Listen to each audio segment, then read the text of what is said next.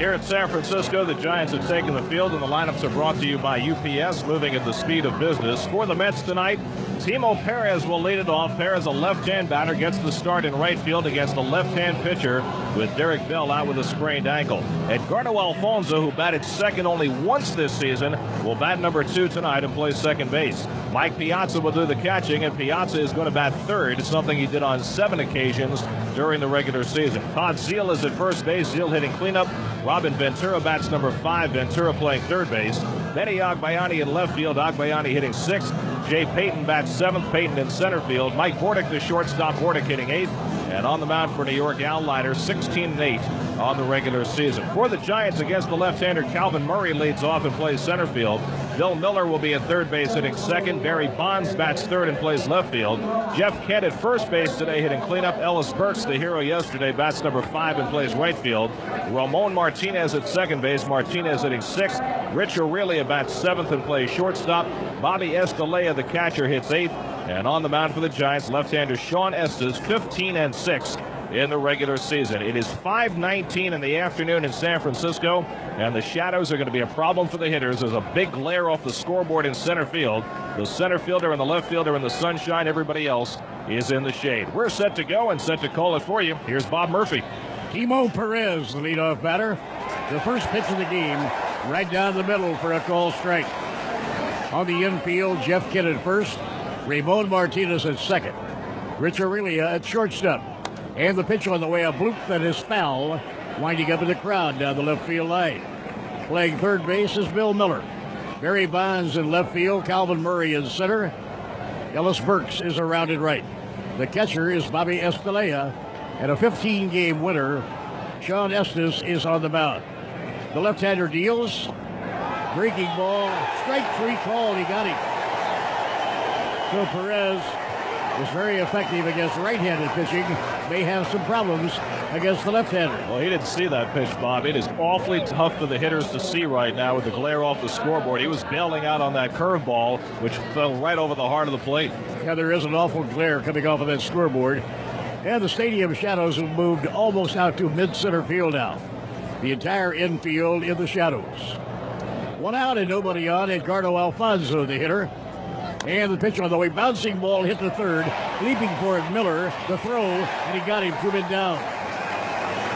So Bill Miller throws out Edgardo Alfonzo. 2 up and 2 cast aside by Sean Estes. 2 years ago, he had a remarkable year. He won 19 and lost only 5. And for Estes, that was his first full year in the National League. The Giants got him from the Seattle Mariners when they traded Solomon Torres. Now here is Mike Piazza. Watching Piazza during batting practice today, he was really getting on the ball hard. He had a terrific batting practice. Bobby Valentine has Mike hitting third in the batting order for today's game. And the pitch on the way, and a fastball just missing ball 1.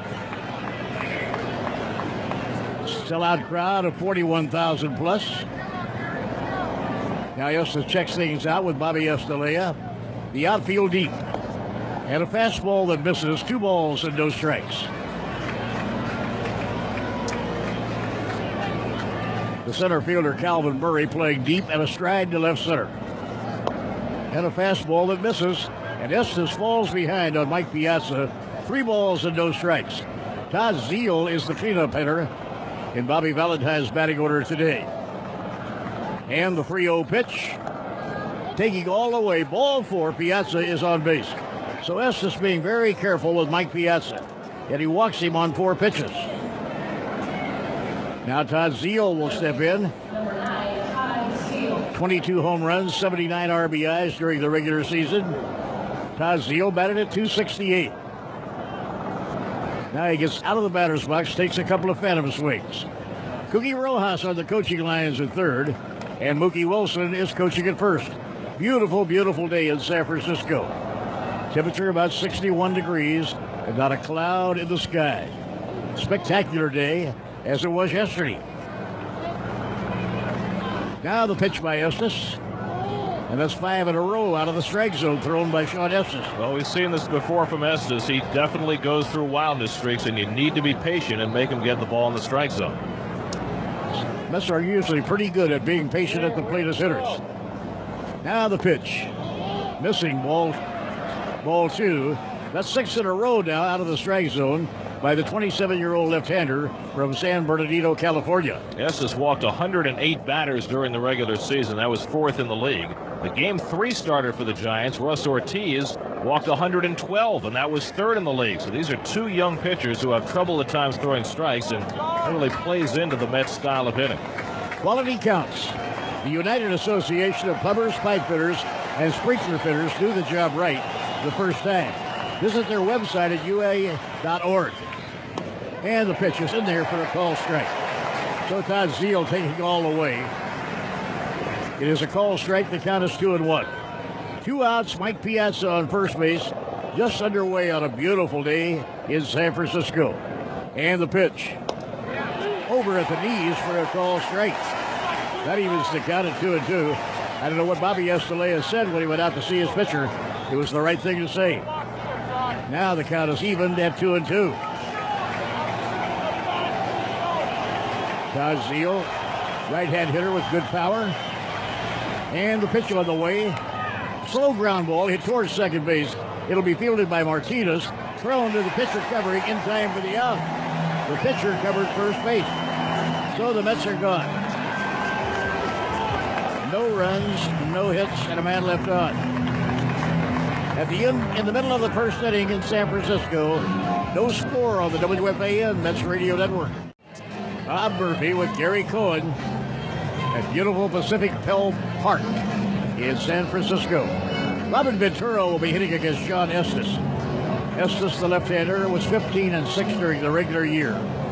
Lifetime against the Mets, Estes has won 5 and lost 2. And if you're looking to buy or sell a home, contact your local Remax office.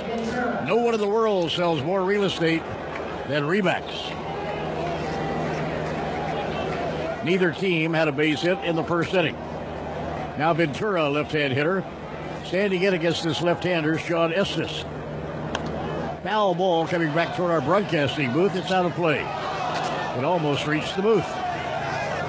Ventura is the hitter with Vinny Agbayani on deck, and then Jay Payton. Stadium shadows have almost covered the entire field now. Still a lot of glare coming off of that scoreboard.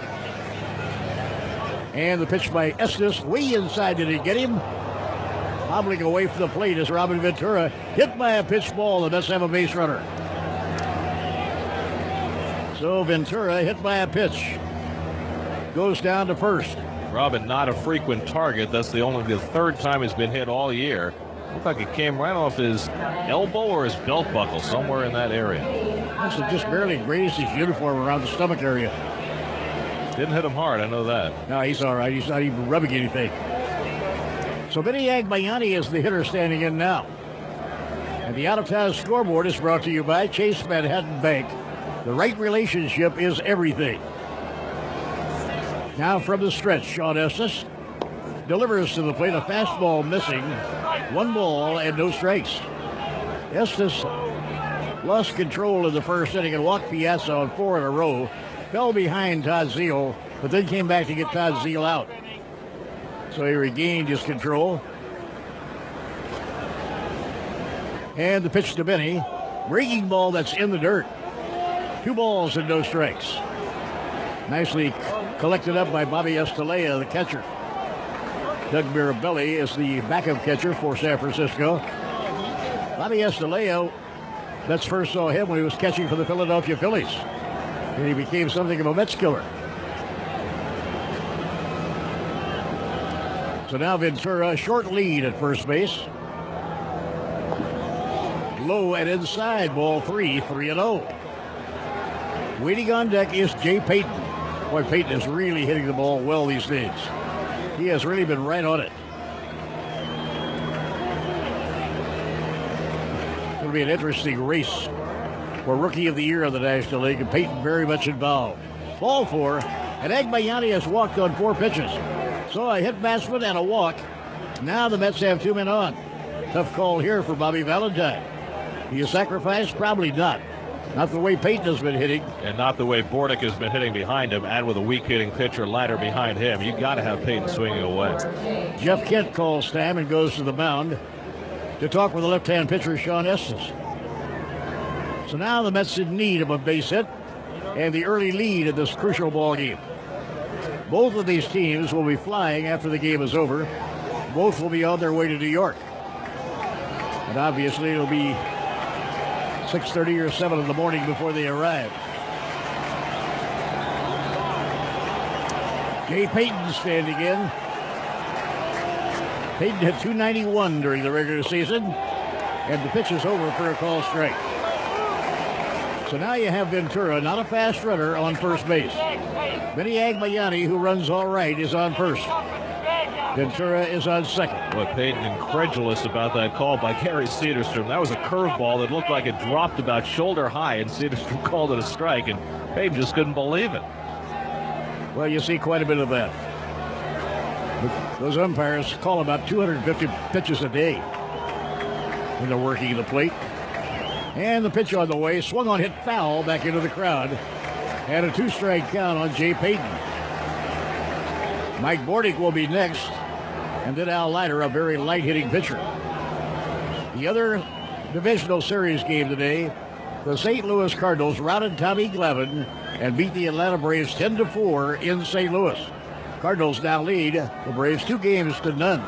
They have beaten Greg Maddux. They have beaten Tommy Glavine. Darryl Kyle, a 20-game winner, was the winning pitcher today. Will Clark had a huge 3-run homer. Carlos Hernandez homered, and Mark McGuire hit a pinch hit home run. So the Cardinals hit 3 home runs to support their pitching.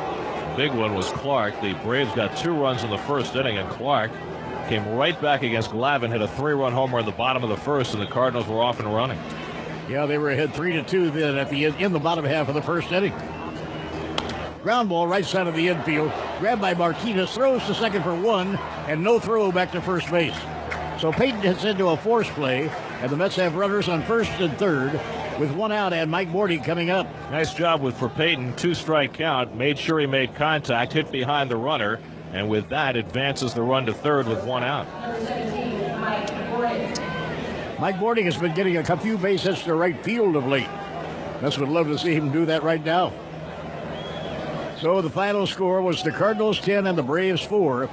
Braves go home to Atlanta now to Turner Field trailing 2-0. A couple of years ago, or a few years ago, the Cardinals had a 3-1 lead, only to have the Braves come back and win.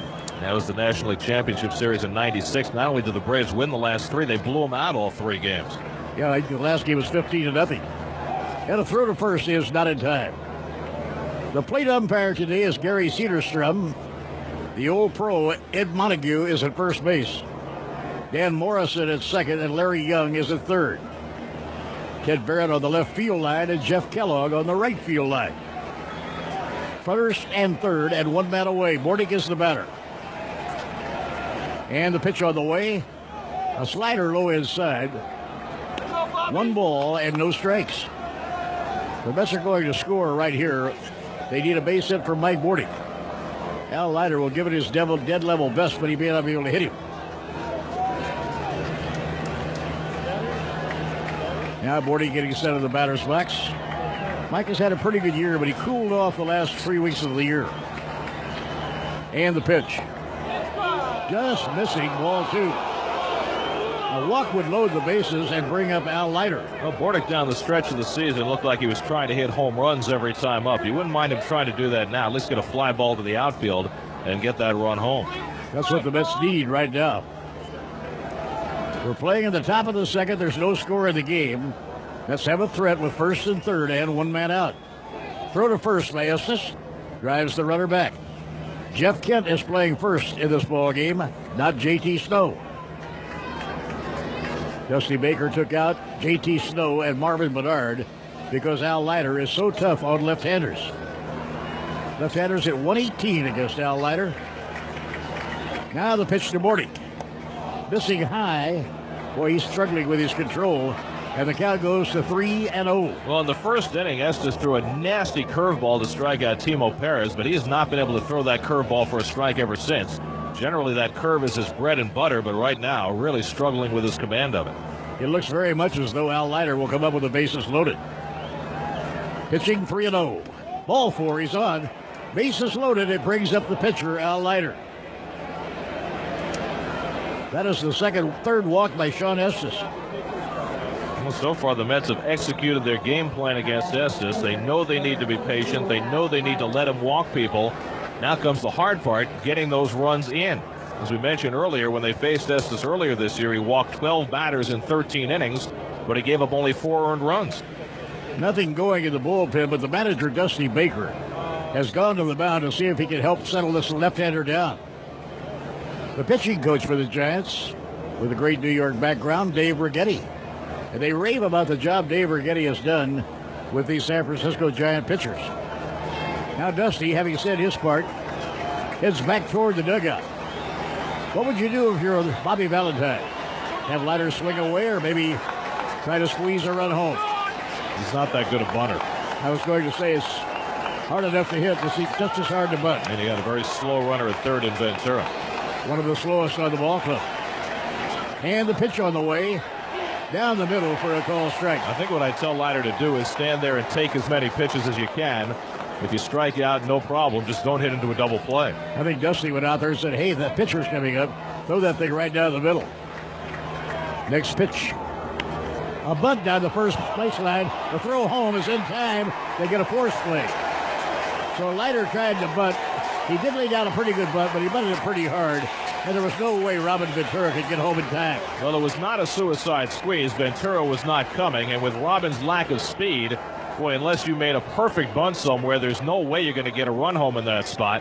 So I'm not sure exactly what Leiter had in mind. I can't believe that was a design play. You'd have to assume Leiter did that on his own. Oh, I think so. And Ventura was out by a mile. I think Leiter just said to himself, hey, there's no way I can get a hit off of this guy. I'll see what I can do, buddy. I guess he figured that would keep them out of the double play, and it did. Yeah, I did that. So now Timo Perez, a left-hand hitter, standing in against the left-hander Sean Estes with the bases loaded.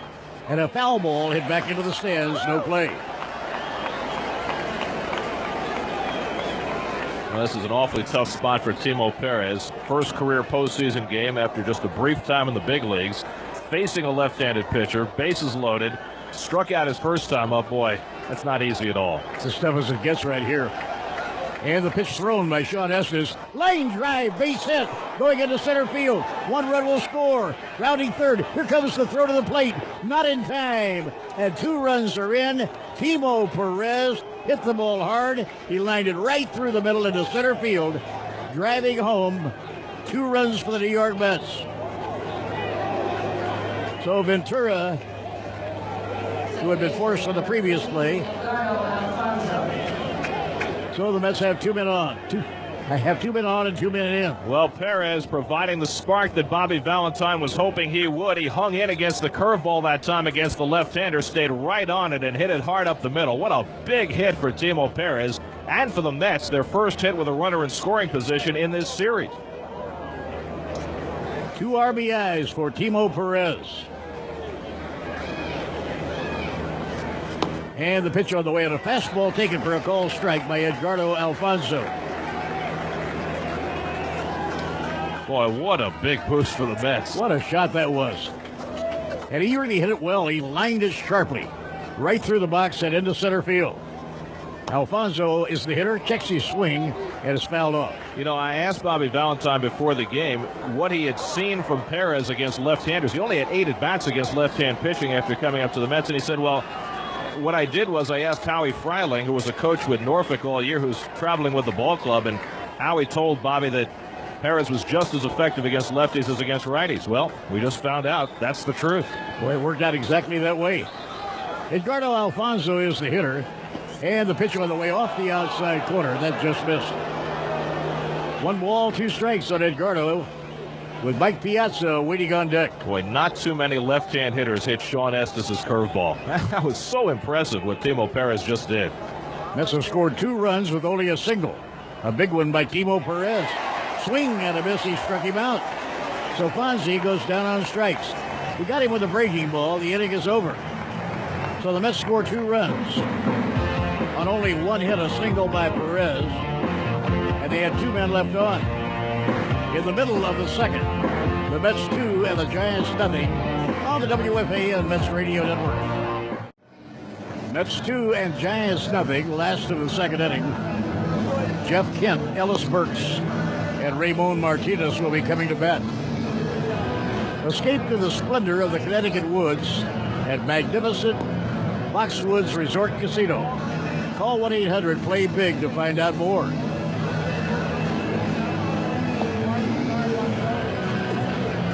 Now Leiter getting ready for the home second. Al retired 3 in a row in the first inning. Leiter, lifetime against the Giants, has held his own. He's won 2 and lost 2.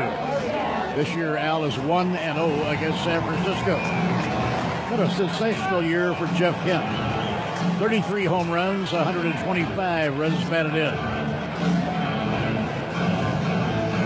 About 15 times this year, Dusty has moved Jeff Kent over to first base to keep his bat in the lineup when he wanted to get a couple of left-hand hitters out of the lineup against a quality left-hander. That's the way it's working here this evening. Now Leiter's pitch on the way, swing and a miss, strike 1. Jeff Kent, 4 years in a row, has had outstanding seasons for the San Francisco Giants. He has knocked in 100 or more runs in each of the last 4 years. Jeff spent about 4 years with the New York Mets. Leiter side again. And the fastball just a little bit inside. 1 ball and 1 strike. Gary, there's so much glare on that scoreboard, it's hard to read it. And you know what that's got to mean for the hitters, because that scoreboard is right behind the pitcher's hand when they observe it coming toward home plate. And you got to know it's got to be awfully hard to see right now. So how did Timo Perez do it? And the pitch on the way. Line drive the other way toward right field. Fonzie can't reach it. It's a base hit. A bloop base hit for Jeff Kent into right field. Oh, what a soft line drive.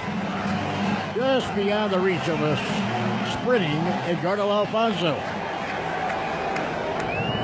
So there's the first Giants base runner. Right off the fists by Kent. Probably the first broken bat of the night for Al Leiter, but it results in a hit for Kent. He'll probably break about 5 or 6 before the game is over. Now here's the hero of yesterday's Giants victory, Ellis Burks. That was such a lucky hit for Jeff Kent. He's smiling at first base. When was the last time you saw Jeff Kent smile during a baseball game? He smiles more these days because things are going so good for him. Ellis Burks hit a 3-run homer in the 3rd inning yesterday.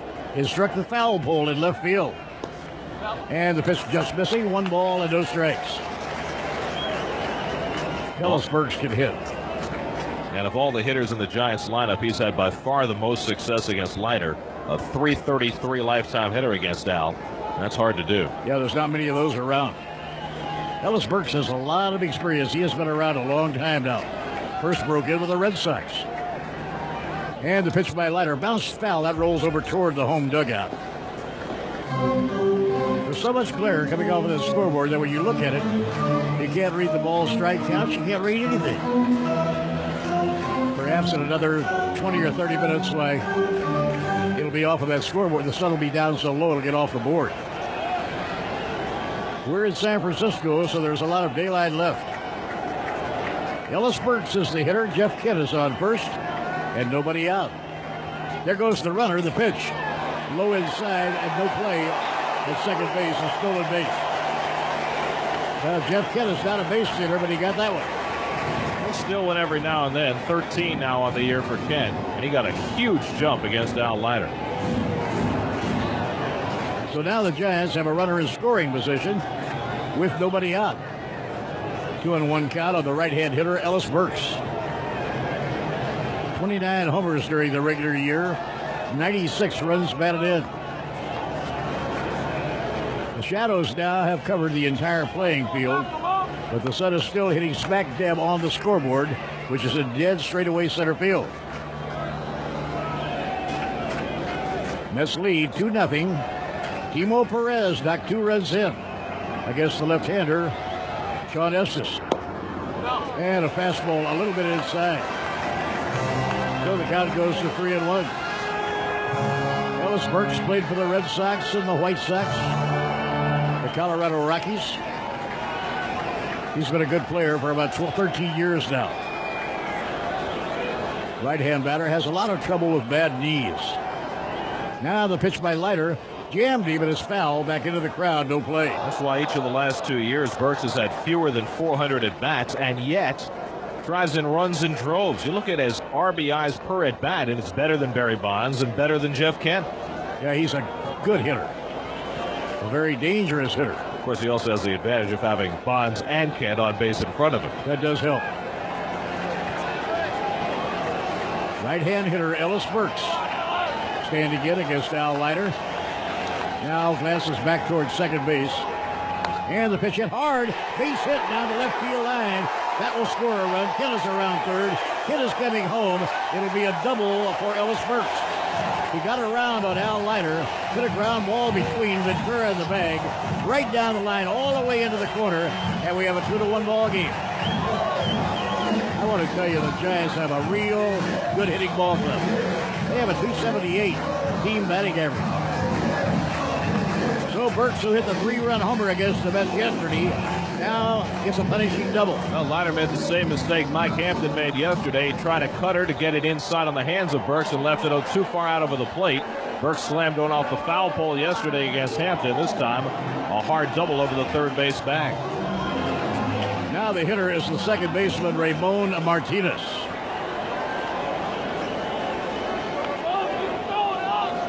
Martinez, a right-hand hitter, standing in against Al Leiter. He turns to bunt.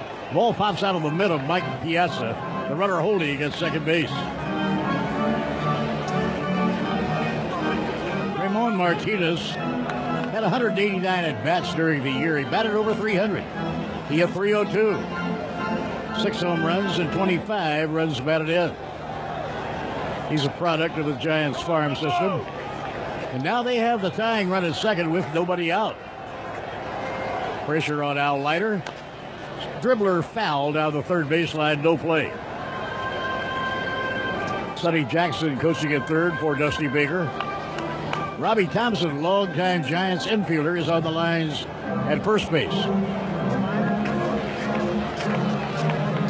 Now Leiter will check it out with Mike Piazza. A soft single to right off the bat of Jeff Kent. A stolen base by Kent. Kent comes around to score on a double by Ellis Burks. Fly ball hit straight away to center field. Should be easy. Payton is under it waiting, and Jay Payton makes the catch. So now one man away with a runner on second. It'll bring up the shortstop, Rich Aurelia. Aurelia is the shortstop who can swing the bat.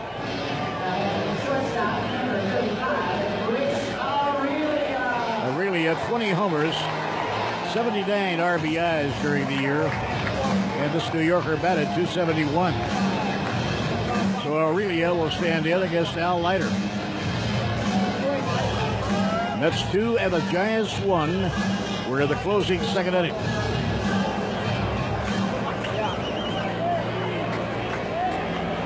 Jay Payton now a few strides to left center.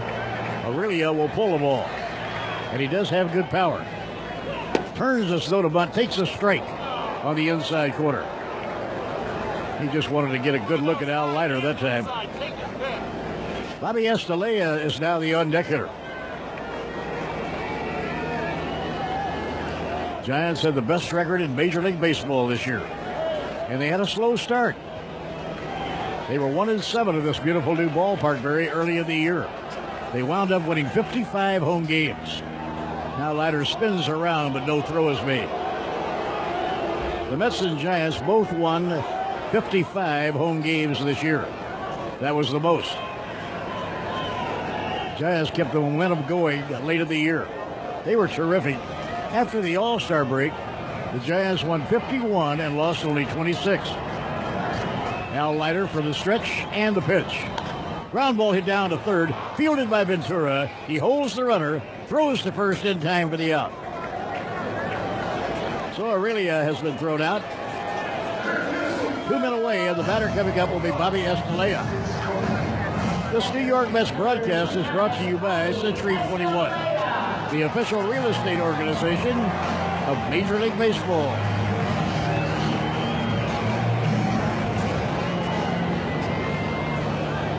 Bobby Estalella hitting at .234. He has some pop in that bat, though. He had 14 home runs during the year. The pitch by Leiter, we inside, ball one. Al is really throwing hard. Al Leiter's a power pitcher. He can bring it. You might be tempted to pitch around the number 8 hitter here with first base open to the pitcher on deck, but Sean Estes is a pretty good hitting pitcher. So the Giants not only pitch well, their pitchers can hit well. Swing and a miss and a blazer. Threw that fastball right by him. 1 ball and 1 strike. Al Leiter with 106 major league victories against 79 losses. He is one of the class left-handers in the game of baseball. Estalella is the hitter. A runner on second, the tying run. Fastball taken high.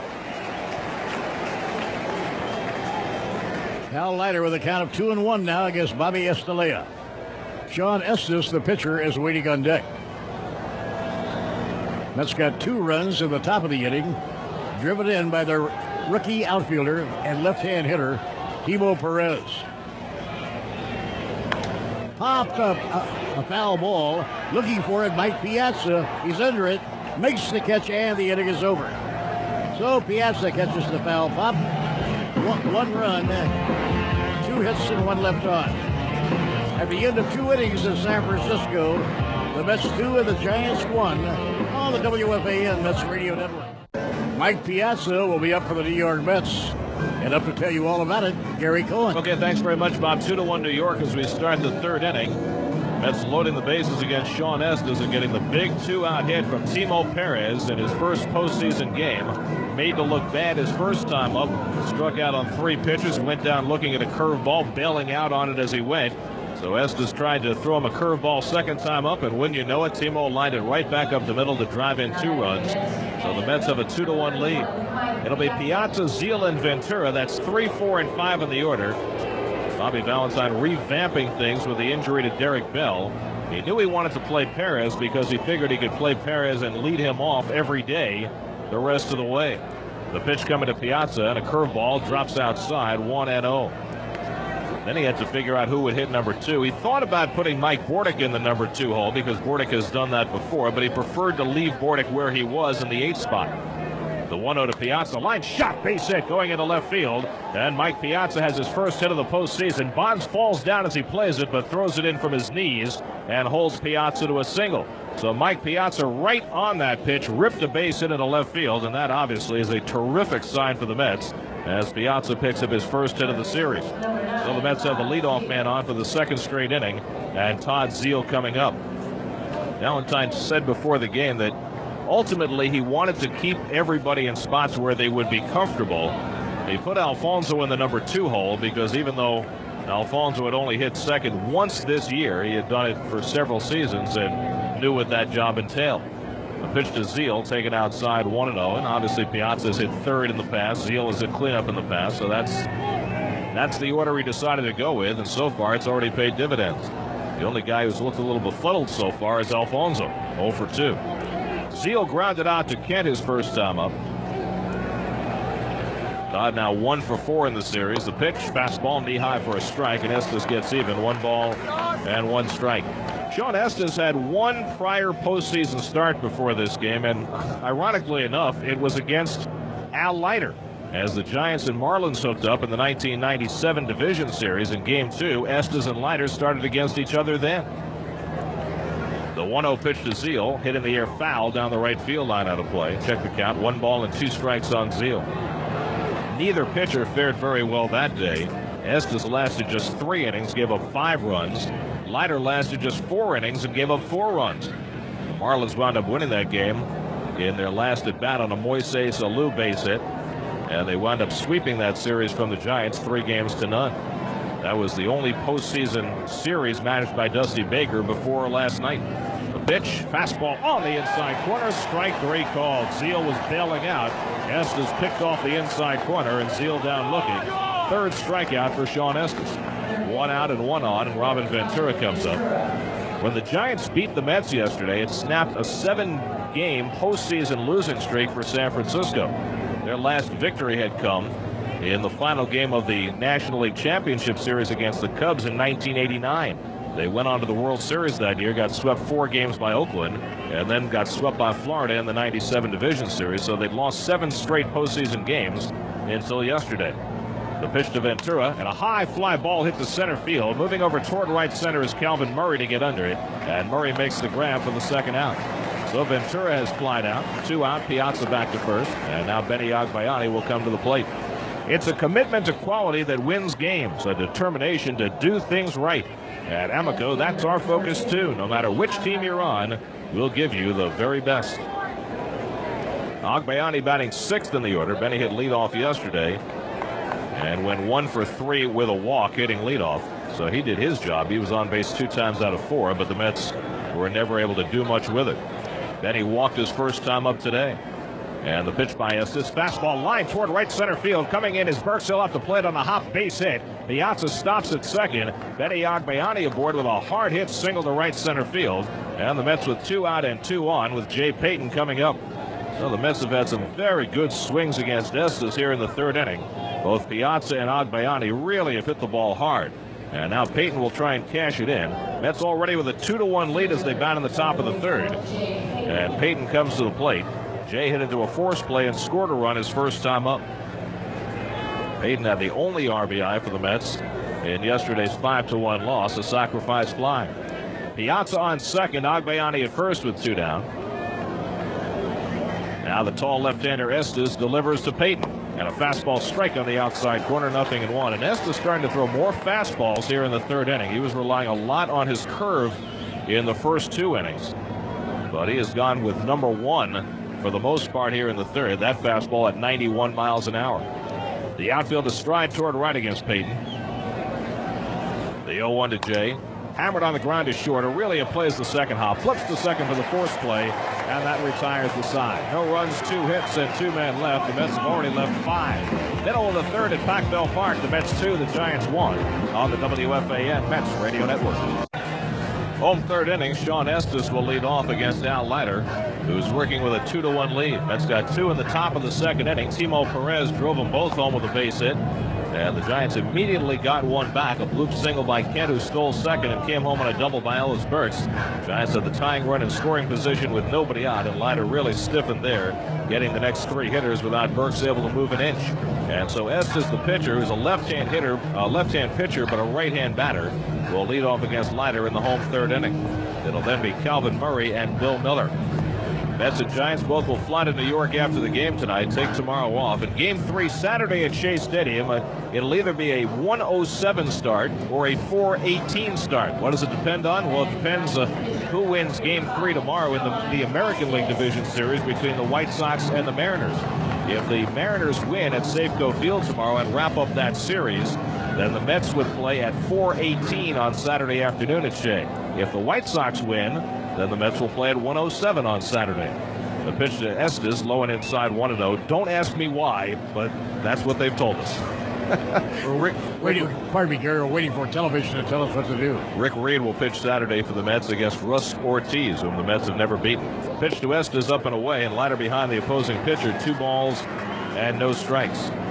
Well, what it comes down to is that the Fox Network and NBC each have a time slot on Saturday, and there can't be more than 1 game at once.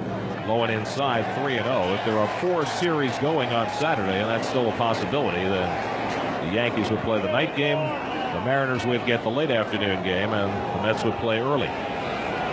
Here's the 3-0 to Estes. Outside, ball 4, and Leiter has walked the pitcher leading off in the 3rd inning. Well, that's the last thing in the world Al Leiter wanted to do. His first walk of the evening. Estes is a pretty good hitting pitcher, but certainly you don't want to be walking him leading off the inning, particularly with him representing the tying run. Well, Estes gets the jacket. It is not cold by any means here in San Francisco, but it's cooling down. Temperature probably right around 60 degrees now. It'll be going down into the low 50s before the evening is over. If you were at old Candlestick Park, you'd probably be cold. This is nothing like Candlestick Park. So much better. There, the folks would bring their parkas and their blankets for a night like tonight, but not here. Here's Calvin Murray, who popped up to Ventura his first time up, right-hand batter. And Leiter delivers, and a cutter on the inside corner, a strike, 0-1. Murray hit .242 during the regular season, had fewer than 200 at-bats, getting time in center field against the left-hand pitcher tonight, with Marvin Bernard, the regular center fielder, sitting out. Bernard was in the lineup yesterday against Mike Hampton. Even though Bernard does not hit lefties very well, he went 0 for 4 yesterday. And against the tougher left-hander, tougher against lefties anyway, he sits. Grounder foul up the third baseline, and now a 2-strike count on Calvin Murray. Of course, the right-handers don't exactly have a day at the beach against Leiter, the way he pounds them in on the hands, especially when the weather gets cooler. It is so difficult to get good swings against Leiter, and if you're a right-hand hitter, by the end of the evening, your hands hurt like the dickens. But the right-handers did hit .248 against Leiter this year, far better than the lefties, who hit just .118. Estes is on first with nobody out. The 0-2 pitch to Murray, outside with the fastball, 1 ball and 2 strikes. Switch hitter Bill Miller waits on deck. Leiter began this year winning 10 of his first 11 decisions. On the 1st of July, he was 10-1 and went to the All-Star game. Since then, Leiter is only 6-7, but it's not because he's pitched any worse.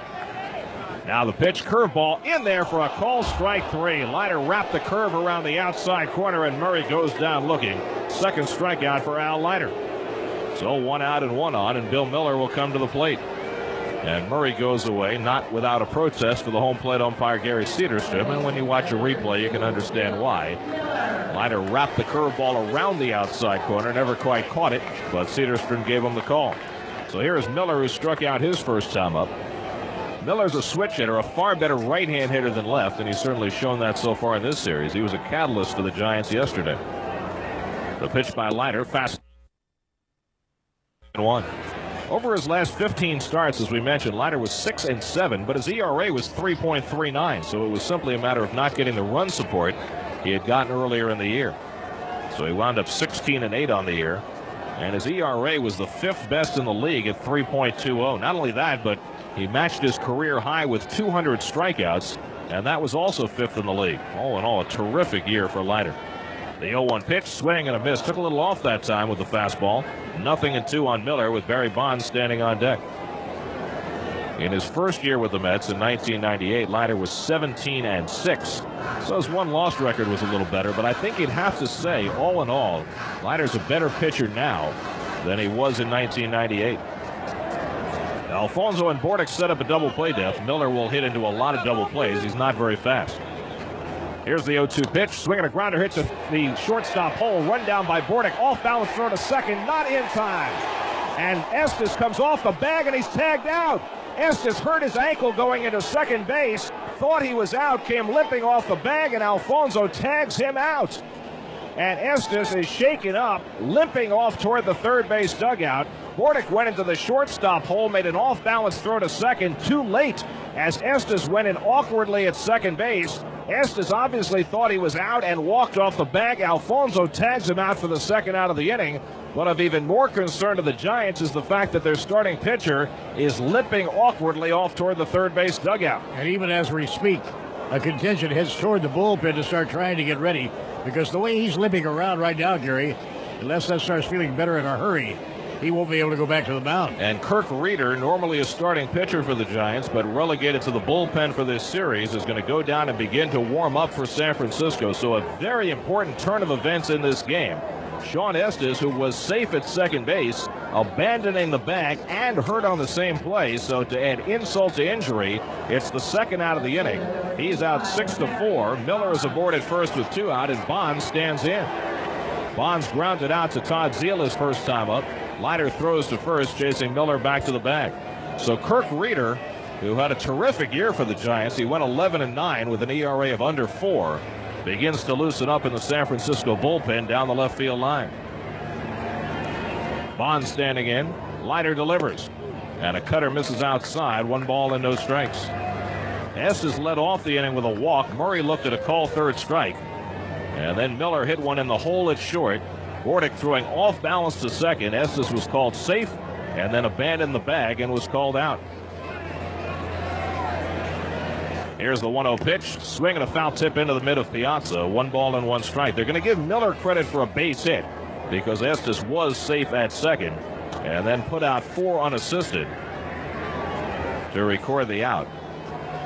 So Miller gets credit for the hit. That'll be small comfort for the Giants. 1-1 to Bonds. Now the pitch. Slider just off the outside corner. 2 balls and a strike to Barry. Bonds hit just .230 against left-hand pitching this year, but he had 12 home runs against lefties. You don't think of Bonds as a guy who gives up much against left-hand pitching, and over the course of his career, he has not. Miller at first with 2 down. The 2-1 to Bonds off the outside corner, and Leiter pitching carefully, trying to keep the ball away from Bonds, is now behind 3 balls and a strike.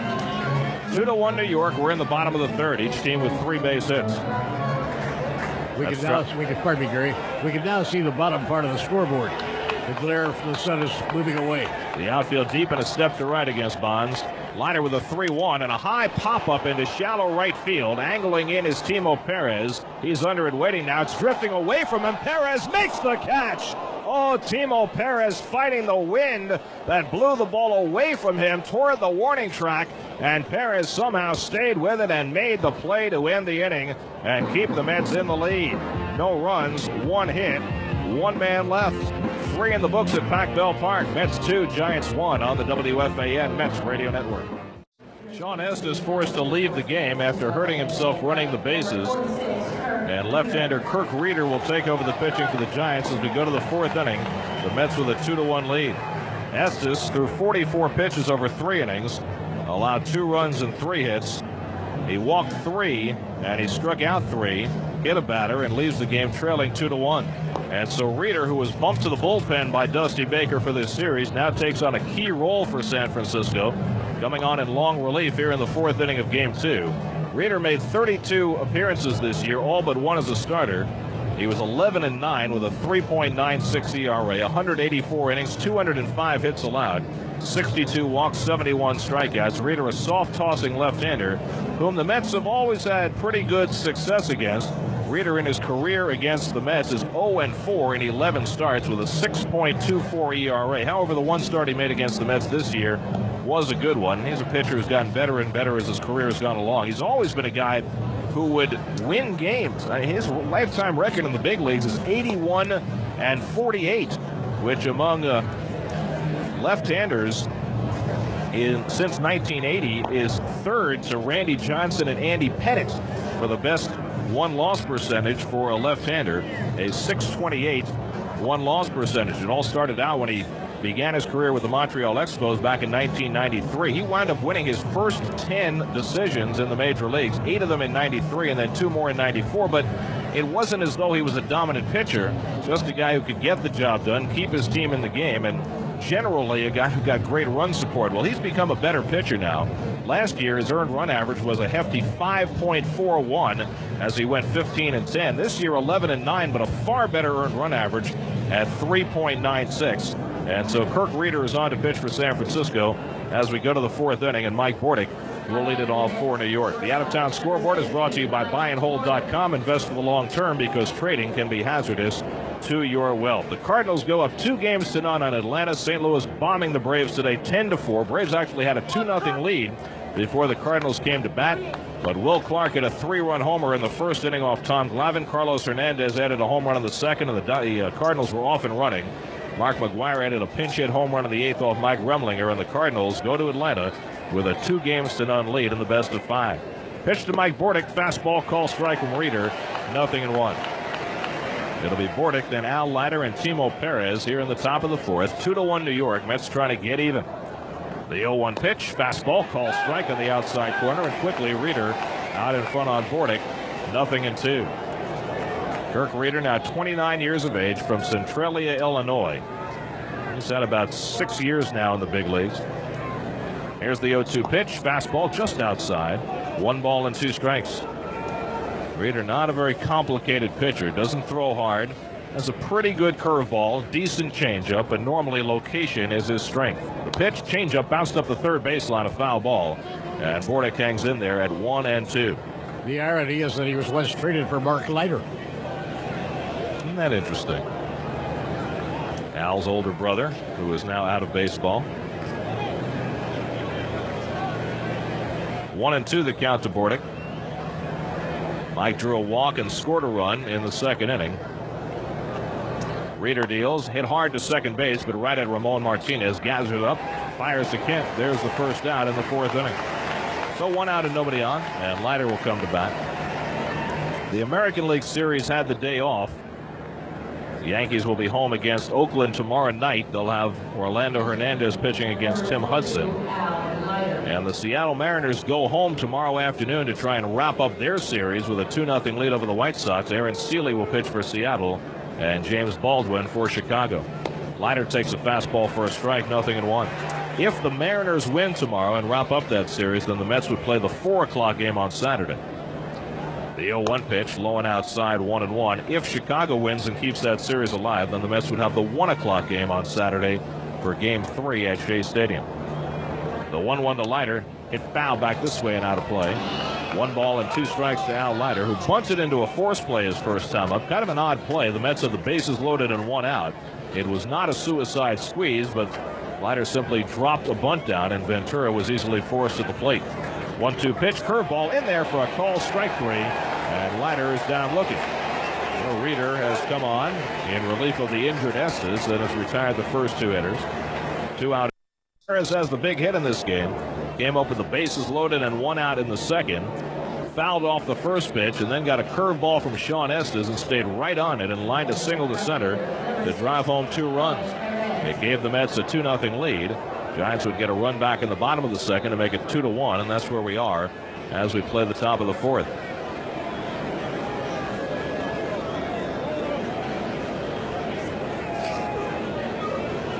Perez standing in from the left side against the lefty Reeder. The corners pinch in. Kent at first, Miller at third in on the grass. The pitch, fastball, call strike to Perez. 0-1. Timo Perez, quite a story for the Mets this year. Released by the Hiroshima Taiyo Carp after 4 years in Japan. Off the outside corner, 1-1. He had been going up and down between the Japanese major leagues and minor leagues, and when they tried to send him to the minors this spring, Timo asked for his release. The Mets picked him up, sent him to the minor leagues, and his climb has been astonishing. Changeup, line drive down the right field line, hooking. It'll go foul into the seats down in the right field corner. Perez getting ahead on the changeup and ripping it down the right field line. 1 ball and 2 strikes. They started him out at single-A St. Lucie. He stayed there for about a week. The Mets figured he was probably a pretty good double-A player.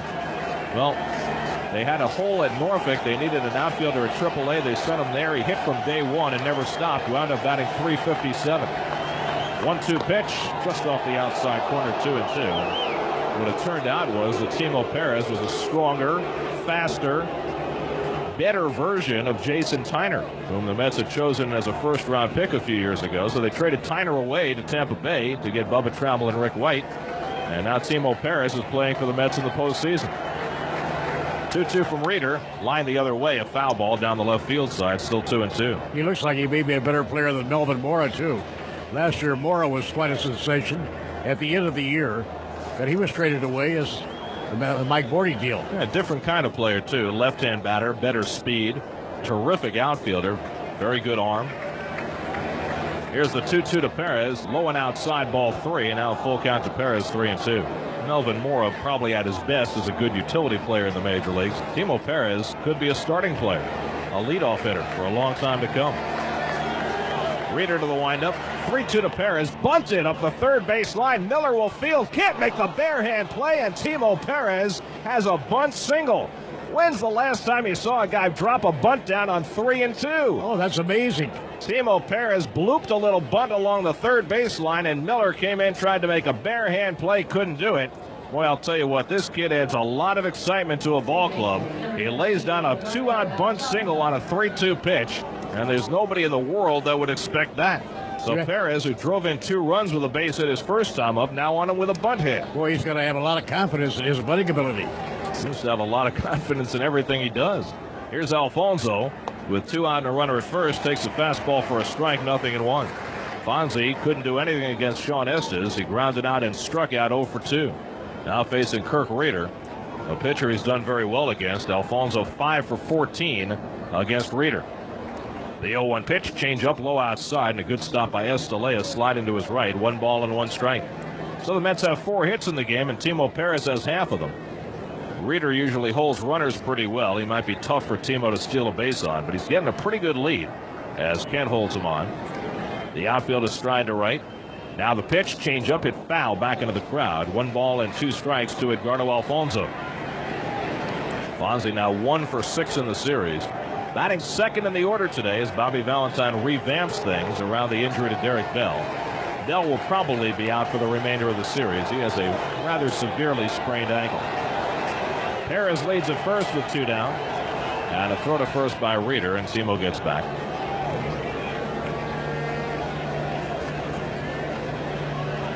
Kirk Reeder on in relief of Sean Estes, who hurt his leg running the bases. Looked like he turned an ankle. The 1-2 to Alfonso, and a high fly ball hit to right field. Easily playable for Ellis Burks. Under and waiting now. Burks makes the catch, and that retires the side. No runs, a base hit, and a man left on. The Mets have now left 6. Middle of the 4th at Pac-Bell Park. The Mets 2, the Giants 1 on the WFAN Mets Radio Network. Rose 9 above right now. You'll have to wait. To meet the parents. You know, Greg's in medicine, too. Oh, really? What field? Nursing. Not a lot of men in your profession, are there, Greg? Critics are calling it absolutely, hands down, the funniest movie of the year. Have you had premarital relations with my daughter? No. Let's skip that question. Meet the Parents, rated PG-13, at theaters tomorrow.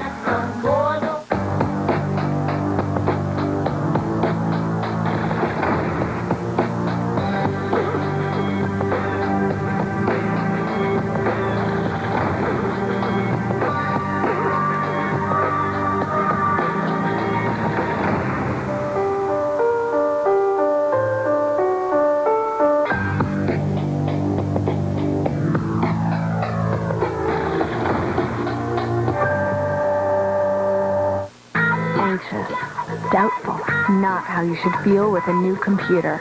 At Gateway, we think you should feel good, and you should stay that way. Call 1-800-GATEWAY, and for just $799, get a Gateway Essential PC with an Intel Celeron processor, a year of America Online, preloaded software, basic 24/7 tech support, even free technology clinics. See, in Gateway country, people rule.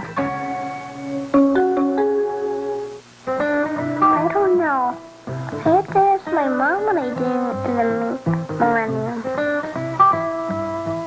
Mom, did we do anything?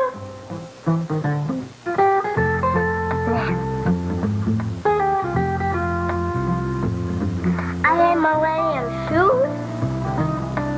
Yeah, they got sparkles around them everywhere. Time's running out. Don't miss the Walt Disney World Millennium Celebration. Those people sitting there, they're teachers. And when a school is lucky enough to get people like that, you don't let go. Boston Public premieres Monday, October 23rd on Fox. Beautiful sunset here in San Francisco. This week, Fox NFL Sunday begins with Terry, Howie, JB, and Chris on America's favorite pregame show. Then Stephen Davis and the Redskins take on Brian Mitchell, the longtime Redskin, now a Philadelphia Eagle. Or Tiki Barber and the Giants square off against Jamal Anderson and the Falcons. It all starts right here on Fox, starting at noon Eastern, 9 Pacific Sunday. Check your local listing. They're getting fired up here in the Bay Area for the Raiders and the Niners this weekend. Big week in Bay Area sports. Boy, is it ever. Jeff Kent, first pitch swinging, pops it up, and it's playable and foul ground for Zeal. 1 pitch, 1 out for Leiter to begin the 4th. The Mets with a 2-1 lead. All the scoring coming in the 2nd inning. A 2-out, 2-run single by Timo Perez, giving Bobby Valentine's lead at 2-0. And then Ellis Burks, an RBI double, driving in Jeff Kent.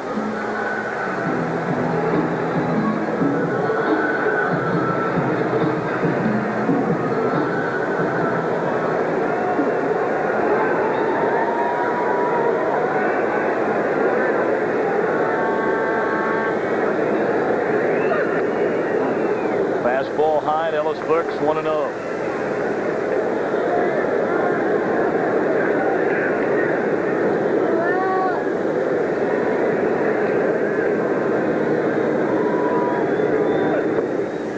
Two balls, no strikes. Dangerous territory for Al Leiter when a guy is as hot as Ellis Burks is right now. Not only the 2 games in this series, But that month of September, we showed you his numbers earlier.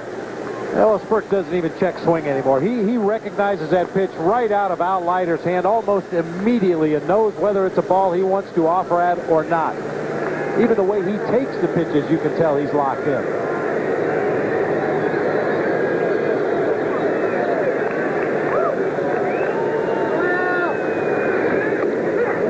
Little get me over fastball right there. Took a little off, 2-1 to Burks.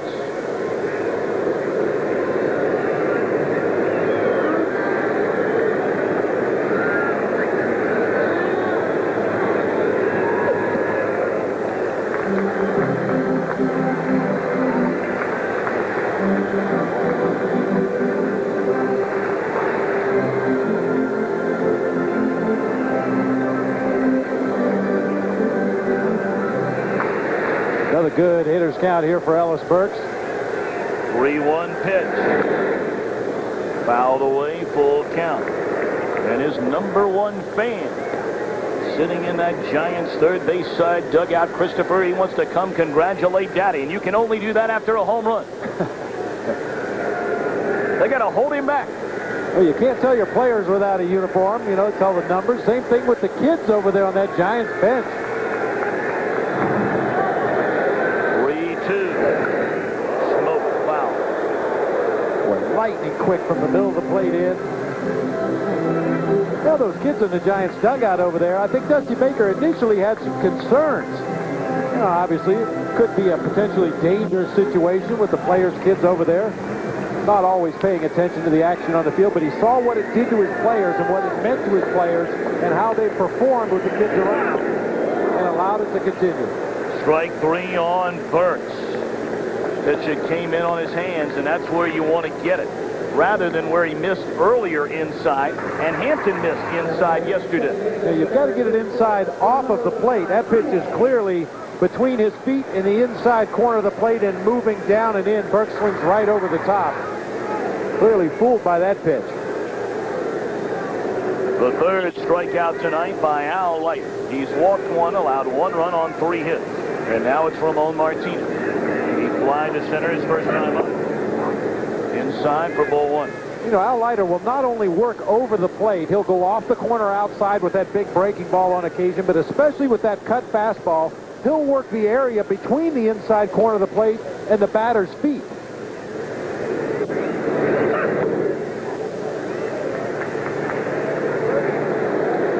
Start that cut fastball occasionally over the middle of the plate, run it in on the inside corner. Occasionally he'll start it on the inside corner and run it way off of the plate inside. 2-0 on Martinez. 2 balls and a strike. Boy, you got to love watching Al Leiter. He is something to watch out there on the mound. Facial expressions, body language. He is into his craft. No bones about it. 2-2. You like him even more because he enjoys talking about being sort of weird out there. Hey, it's all part of what makes Al Leiter Al Leiter. He can't help it. It's just the way he is. No sense putting a governor on it. Just turn it loose. And he strikes out Martinez to end the inning. 4 in a row set down by Leiter. We move to the 5th. 2-1. New York. Piazza to lead off the New York 5th.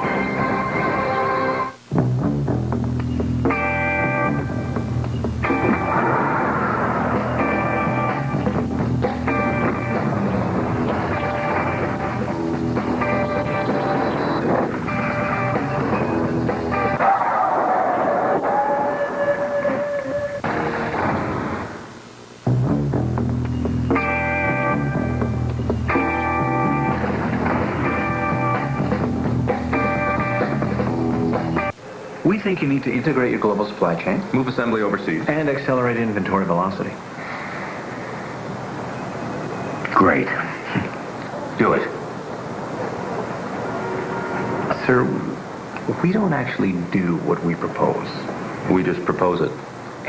UPS can help redesign your supply chain and make it work. From managing your logistics to financing your inventory, we deliver more than just packages. Can you believe that, guy? UPS, moving at the speed of business. I believe in God and the devil. In fact, I know that they exist. Maya Larkin has uncovered an ancient evil. Is about to take over the body of a man. You are that man. What? Now, time of transformation is near. She's the only one I'm going with you. You wouldn't last 5 minutes. who can stop its return. What happened to you? Winona Ryder. You're about to become the Antichrist. Lost Souls. Rated R. Starts Friday, October 13th.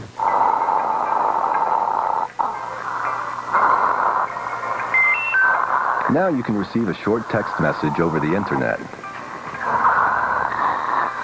Then send back an answer.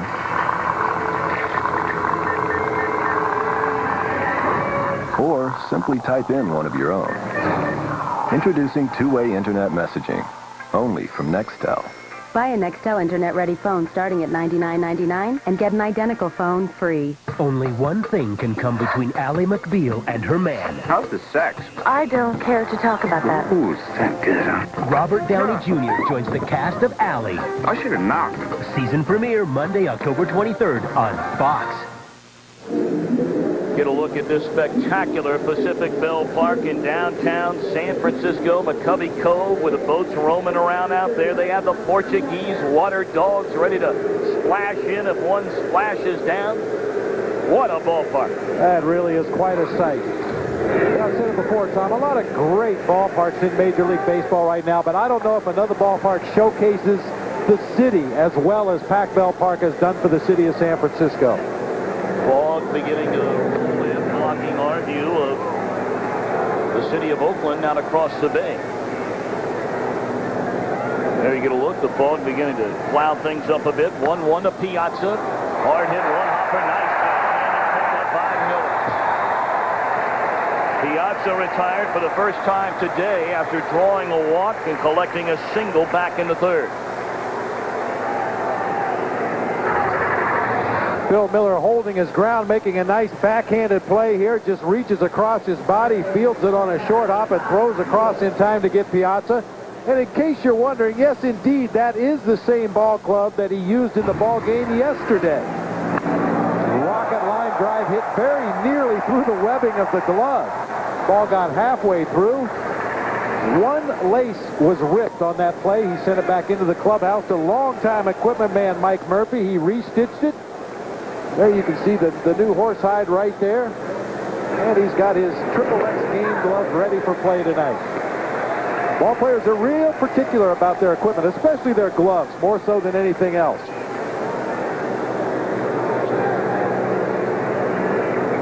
Seal is 0 for 2. Blown away. 2 balls and a strike. If you're just joining us, Sean Estes had to leave the game when he turned his ankle on a play at second base, running from first to second, and Dusty Baker had to bring on Murphy on the ground again down the middle. There's that glove. And the throw is in time.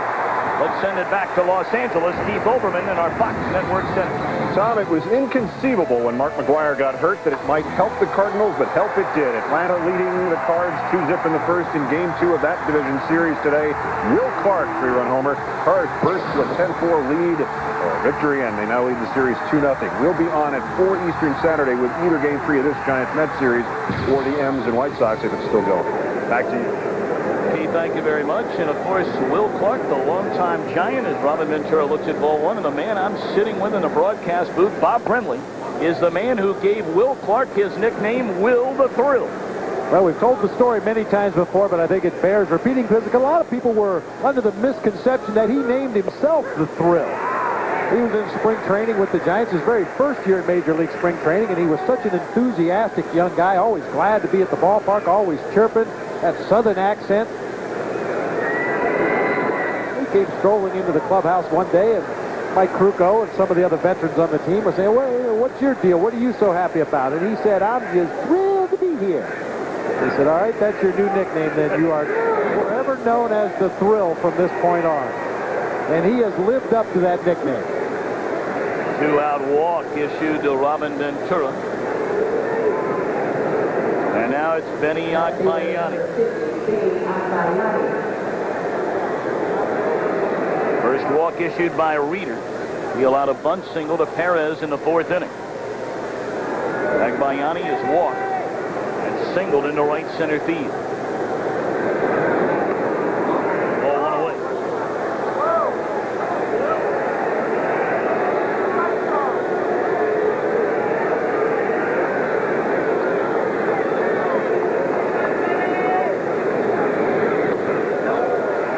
Reeder behind now, 2-0. The Mets left 1 on in the first, 2 on in the second, 2 more in the third. And 1 man in the 4th inning. They have stranded 6 base runners in the first 4 innings of this game. 3-0.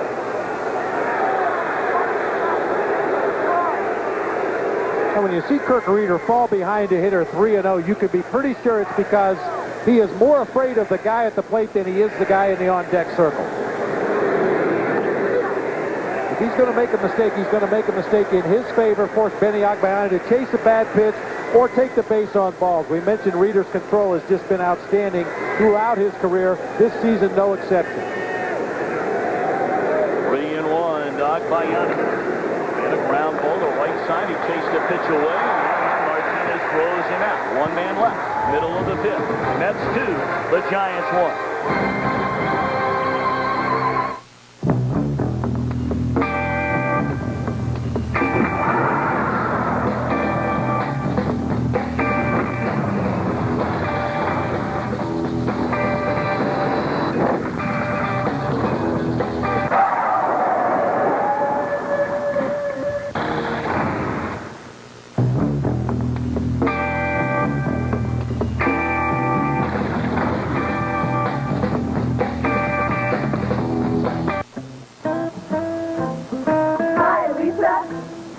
In this neighborhood, the traffic is always moving.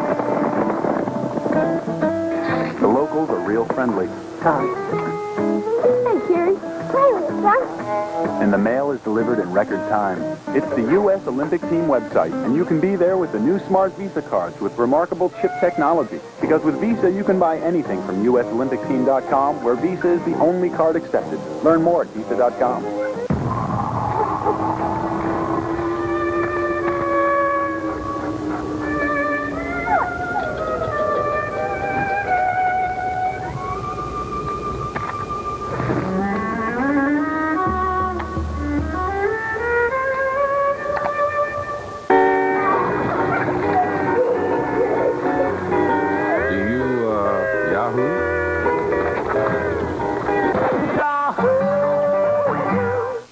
Tomorrow, we suggest you watch the season premiere of Police Videos from the safety of your living room. Witness the wildest chases and crashes ever caught on tape. He's gonna run it! And be as close as you can get without being hit. The season premiere of Police Videos. Then, they'll be coming soon. From the creators of the Blair Witch Project. You only see what your mind can handle. The series premiere of Freaky Links. It all starts at 8/7 Central tomorrow on Fox. The Division Series on Fox is brought to you by Nissan, driven by CDW, computing solutions built for business, by Yahoo Sports, fresh sports news 24 hours a day. Now the home half of the 5th inning here in San Francisco. Mets holding a narrow 2-1 lead. It will be the bottom part of the batting order coming up for the Giants. The shortstop, Rich Aurelia, will lead off against Al Leiter. Aurelia bounced down 3rd to 1st, his first time at bat. But Aurelia is a good hitter. Belted 20 home runs. You know, the Giants as a team set a franchise record. They hit 226 home runs. The Mets set a new club record, and they hit 198. And the pitch now by Leiter. High fly ball into short left field. Looking for it, Benny Agbayani. He's under it, and Benny makes the catch. So 1 away in the last half of the 5th. For as many home runs as were hit in Major League Baseball this year, and it seems like half the teams set their club records, things change in the playoffs. You have better pitchers pitching. The hitters are a little more over-anxious. You just don't get the kind of swings in these kinds of games that you get all year. Well, you're up against a real good pitcher practically every time at bat, as you point out. Now 1 out and nobody on, and Bobby Estalella, the Giants catcher, a right-hand batter, standing in against Al Leiter. And the pitch on the way, a little bit inside, 1 ball and no strikes. Mets 2 runs, 4 hits. The Giants 1 run and 3 hits. And we're now playing in the bottom half of the 5th inning. Swing and a miss. Oh, what a good hard slider by Al Leiter. So 1 ball and 1 strike on Bobby Estalella. The pitcher, Kirk Reeder, will be coming up next. Jay Payton playing a stride to left center. And Fonzie shades over toward the middle of the diamond. The 1-1 pitch. High and tight, 2 balls and 1 strike. Mets have been playing all the right-hand hitters to pull, and that lets you know that Leiter's going with his bread and butter in this game. He's going to pitch everybody inside and try and bust him on the hands. And Robin Ventura will probably get a tough play down at third base. Next pitch on the way. High fly ball. It may go foul. Well hit right down the left field line, and it's a foul ball. It does go foul at the last moment. Strong bid there by Bobby Estalella to tie up this ball game. This New York Mets broadcast is brought to you by Century 21, the official real estate organization of Major League Baseball.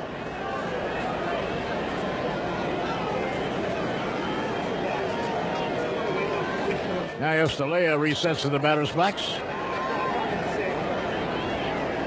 2 balls and 2 strikes. And Al Leiter fires, missing high and away, ball 3, 3-2.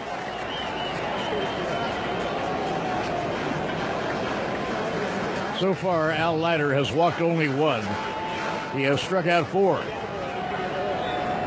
Now the count is full at 3-2. The payoff pitch to Estalella, bounced foul, no play. Foul that one off, it rolls over toward the dugout and out of play.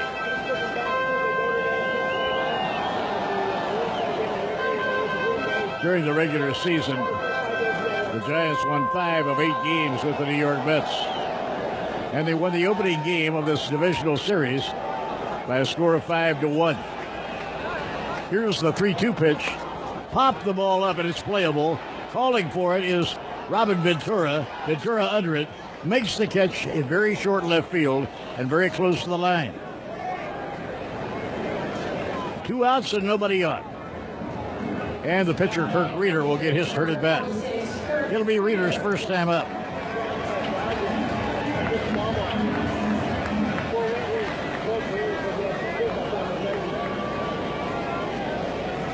Left-hander against left-hander.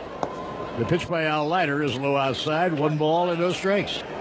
Interestingly enough, Leiter has walked only 1, and he walked the opposing pitcher, Sean Estes. That was in the 3rd inning. Fastball missing, ball 2. And walk is the reason Kirk Reeder is in the game. Yeah, he later would get himself injured going into second base. And the 2-0 pitch. Outside, ball 3. Isn't that funny? The only walk he's allowed was to the other left-hand pitcher, Sean Estes. And now he's behind on Kirk Reeder, 3 balls and no strikes. And the 3-0 pitch coming up. That's a call strike, 3 balls and a strike. Al Leiter would be very disappointed if he walked this hitter. Then Calvin Murray, the center fielder, would be coming up. The 3-1 pitch. He did walk him. He missed outside and low. So there's the second walk by Al Leiter. The tying run now is on first base with 2 men away. And the center fielder, Calvin Murray, is coming up. This has been a recurring theme for Leiter over the last few weeks. Pitchers getting hits, pitchers getting walks. I don't know if Al loses his concentration against the opposing pitcher or what, but this has been going on all the way back to that game in Montreal when he gave up a key hit to Javier Vasquez that wound up costing the Mets a game. Calvin Murray is in the lineup because the Leiter is on the mound. Al is so tough against left-hand hitters. So now Calvin Murray is standing in. He has popped to third and been called out on strikes. There is a strike called, a knee-high fastball.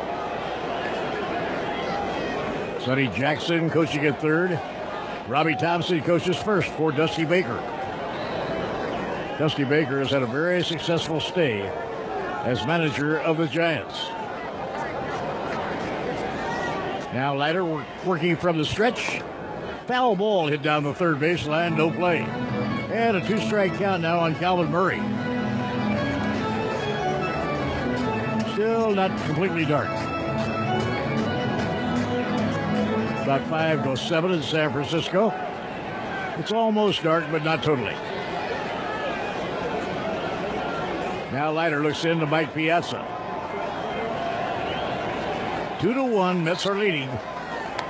Grounder foul down the third baseline, no play. And a young man trying to catch the thing falls over the railing.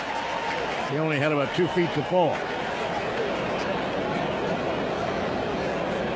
Many ballparks you get thrown out for that. Try that in the upper deck and you might not be around for another day. That becomes quite dangerous. Calvin Murray, the center fielder, a right-hand hitter, batting at .242 on the year. Alfonso shades towards second base. And the pitch. High and away, far out of the strike zone. So it's 1 ball and 2 strikes to Calvin Murray. Leiter is throwing hard today. He has a good fastball.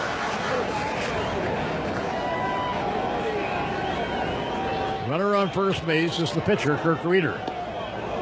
Missing outside, ball 2. So Leiter missing with that last pitch just evens the count at 2 balls and 2 strikes.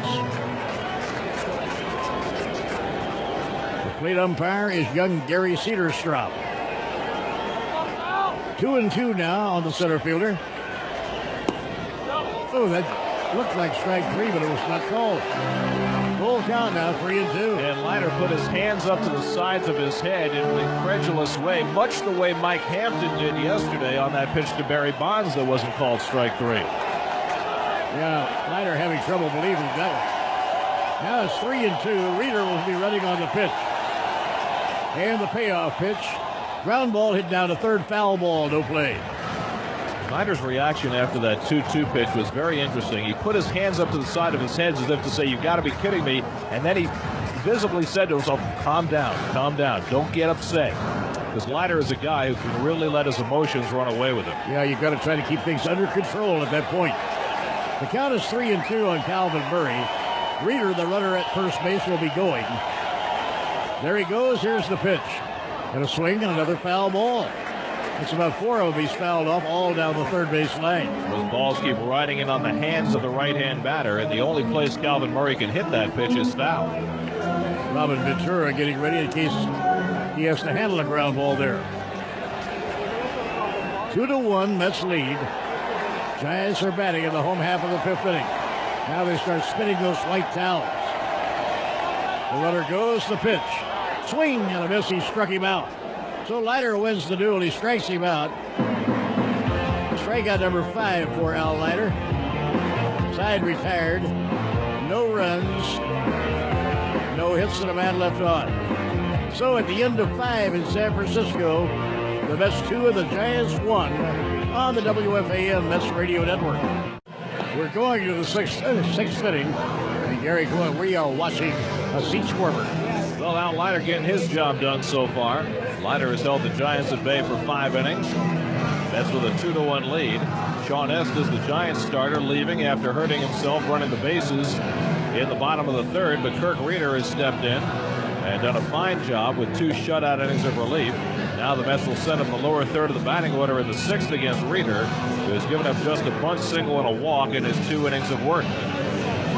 Jay Payton will lead it off. Now, Payton has come up with a runner in scoring position each of his first 2 at-bats, and each time has hit into a force play. The Mets are just 1 for 5 with runners in scoring position tonight. Now 1 for 11 in the series, and the only one was by Timo Perez, who got a 2-run single in the 2nd inning in his first career postseason game. Payton 0 for 2 on the night, 0 for 5 now in the series. This time he'll bat leading off the inning. And the left-hander Reeder delivers. Fastball missing outside, 1-0.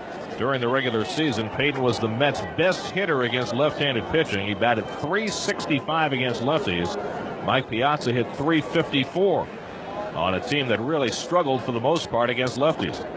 And a pitch off the outside corner from Reeder, 2-0. The Mets as a team hit just .238 against lefties, which makes no sense at all on the face of it, because the Mets are a right-hand dominated team.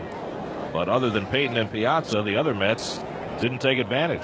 The pitch, fastball strike on the outside corner, 2-1. Sorry, Gary. I was kidding. Nobody had more trouble against lefties than Derek Bell. Todd Zeal struggled against lefties. Benny Agbayani struggled against lefties. Mike Bordick struggled against lefties. The 2-1 pitch popped it up on the infield. The second baseman, Martinez, coming in to get under it on the infield dirt, battling the wind, and he makes the catch to retire Payton for the first out. It's not as windy in the bowl of the ballpark here at Pac-Bell Park as it was at Candlestick Park, but if you hit a pop-up that goes up above the top rim of the stadium, the wind begins to impact it, and it becomes an adventure for the infielders and the outfielders. 1 out and nobody on. Here's Mike Bordick. Bordick walked and scored a run in the second, grounded out to second base in the fourth, 0 for 1. Kirk Reeder working in relief, his third inning. Left-hander winds, the pitch to Bordick. Line drive the other way. That's a base hit falling into right field. So Mike Bordick, who had an opposite field single in the game yesterday, picks up a right field hit again. 1 out and 1 on, and now Leiter will come up, and the Mets will be asking him to bunt. We'll pause for station identification on the WFAN Mets radio network. If your radio sounds funny in the morning, then you're listening to Imus in the Morning from 5:30 to 10 on the Fan. Sports Radio 66, WFAN, New York. Gary Cohen, Bob Murphy with you from Pac-Bell Park in San Francisco. Top of the 6th inning in Game 2 of this National League Division Series. The Mets 2, the Giants 1. Bordick at first and 1 out. Leiter the batter. He's 0 for 2. And everybody expects him to bunt. He gives himself up. Reeder's pitch is low and outside. 1 ball, no strikes. Leiter came up with the bases loaded and 1 out in the second inning, and he bunted. I don't know why he bunted, but he bunted. Ventura was thrown out by a mile on a forced play at the plate. Leiter then took a call third strike in the fourth, so Al is 0 for 2. Again, he shows bunt. Reeder deals, bunted up the third base line, grabbed by Escalera, thrown to second in time, relay to first in time, double play. 2-6-4, and the side is retired. Leiter was unable to get the bunt very far away from home plate. The catcher, Escalera, pounced on it, got the force at second, and Aurelia relayed to first, where Martinez covered, and the inning is over. 2-6-4 on the double play. No runs, a base hit, and nobody left. Middle of the 6th at Pac-Bell Park. The Mets 2, the Giants 1 on the WFAN Mets radio network. An SUV. With leather. Blue. Green. Bluish green. Welcome to Autotrader.com. With 1.5 million used cars updated daily, it's the biggest, best used car site on the planet. Now we need insurance. And a loan. Autotrader.com. Your car is waiting. Man, that sandwich was good. Is there another one? Well, yeah, but we're saving it for Dave. I'll be right back. When you get that craving for Wendy's bacon mushroom melt. Hey, Dave, you having fun? Yeah. Why don't you stay out a few more laps? Okay. With 3 strips of bacon and mushrooms and a cheddar cheese sauce, it's impossible to resist. Now, where's that sandwich? Wendy's bacon mushroom melt. When you gotta have one, you gotta have it. Yeah, I'm kind of hungry. I hope no one ate my lunch. It takes years of practice to become a master. But for this master, There you go. it only takes 1 drink to become invincible. Oh, good stuff. But when an international gang of terrorists threaten to steal the nation's treasure to take them on, he's got to tie one on. Jackie Chan, The Legend of Drunken Master, rated R. In theaters everywhere, October 20th.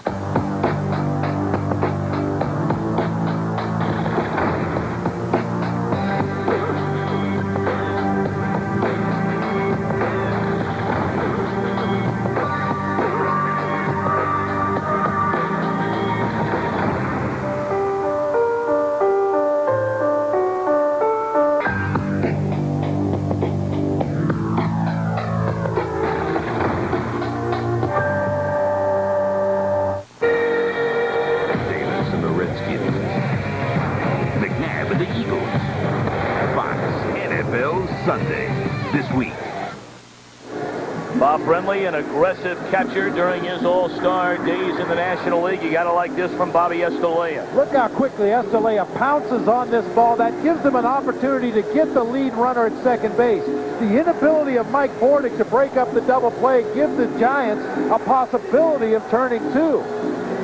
Richard really a strong relay throw on to Ramon Martinez, covering first base in the estimation of Ed Montague, just in time to get the Mets pitcher at first base for the double play. He looks safe to me. That whole play was predicated by Bobby Estalella's ability to get out of the chute quickly, pounce on that ball, get the throw quickly to the shortstop. After that, it's Mike Bordick's fault for not breaking up that double play in a more aggressive manner. Bang, bang play at first. We move on to the bottom of the sixth. And the heart of the order to face Al Leiter. This is a big inning for Leiter and the Mets. Miller, Bonds, Kent, Burks in the hole should we get that far. And it's strike one to Miller, who has struck out and had an infield hit back in the third.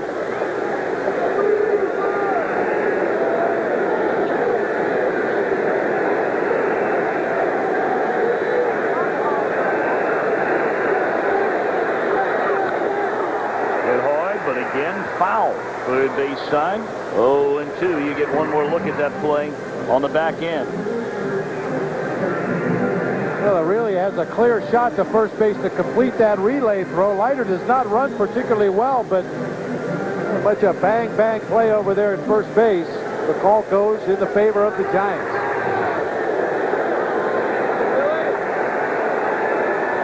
Leiter shakes off Piazza a couple of times in the 0-2. Swing and a miss, and Al Leiter has his sixth strikeout of the game. I talked about after consistently pounding hitters inside. Look at the defensive swing by Bill Miller on a fastball out over the plate.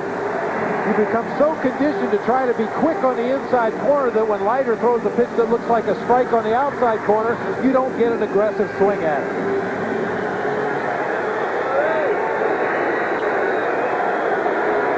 Barry Bonds, 0 for 2, is bounced to first and popped up to right. And he takes one away for ball one. Bonds 2 of 3 in the series opener, a triple, a run batted in, and a walk. And you see the Mets not using that over-exaggerated shift with Barry Bonds at the plate because Al Leiter is on the mound. That cut fastball moving away from Barry. More than likely, he's going to hit the ball wherever it's pitched. So the Mets play their defense straight up rather than overshift to the right side. Already cut there by Bonds and fouls it out of play. Well, twice tonight, Leiter has gotten Bonds to do what he wants him to do, and that's try and pull that pitch away. And 2 harmless outs to the right side for Bonds here tonight. 2 balls and a strike. I firmly believe that is the way to work Barry Bonds. You just have to keep the ball away from him. He's so quick inside. Even if you throw a fastball a couple of inches off of the inside corner, if he wants to hit that ball and keep it fair, he can do it. Well, they came inside, but came in with a breaking ball. And now 3-1 to Bonds. It was a 3-1 pitch that Leiter got Bonds to pop up, ending the third inning. 86 pitches in the ball game for Leiter, working here in the bottom half of the 6th inning. High pop-up this time to the left side. Odd by Yanni. Camped underneath, and that's the second out of the inning. Bonds is 0 for 3. Well, let's take a look at that sequence of pitches from the lefty Al Leiter, the left-handed hitting Barry Bonds. Fastball on the outside corner. He doesn't get the call. Comes back with the best pitch in the sequence there. That fastball Barry took a swing at, fouled off. Misses inside with the breaking ball. Gets him to pop up a fastball once again that looks pretty much right down the middle of the plate. Those are pitches you generally don't get away with against Barry Bonds. 2 down, bases empty. The Mets in front by a run. And here's a guy that can tie it up with one swing of the bat in Jeff Kent. Inside, ball 1. Kent, a broken bat single into right field, stole second, scored on the double by Burks in the second inning. And he fouled out to the first baseman, Zeal, leading off the fourth.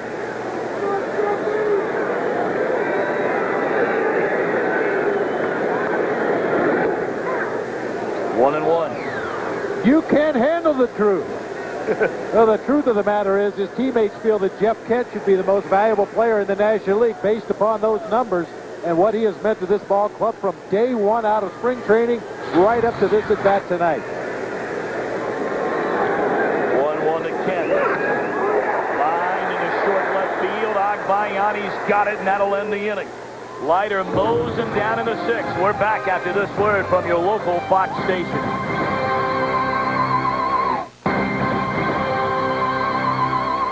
Tuesday in November, Fox 5, 10 o'clock news. This guy's offering you an unbelievable bargain. You sold them for $20. I don't know what you sold them on. You wasn't even mistaken. But is it safe for you to buy? Find out on the Fox 5, 10 o'clock news in November. Get ready for the biggest game New York has ever seen.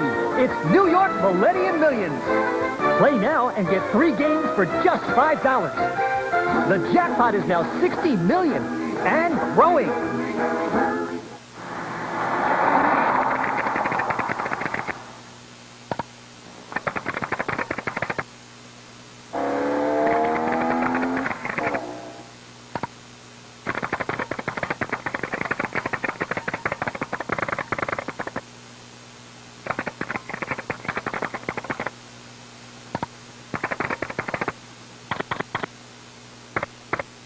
See your authorized BMW center for lease and finance options.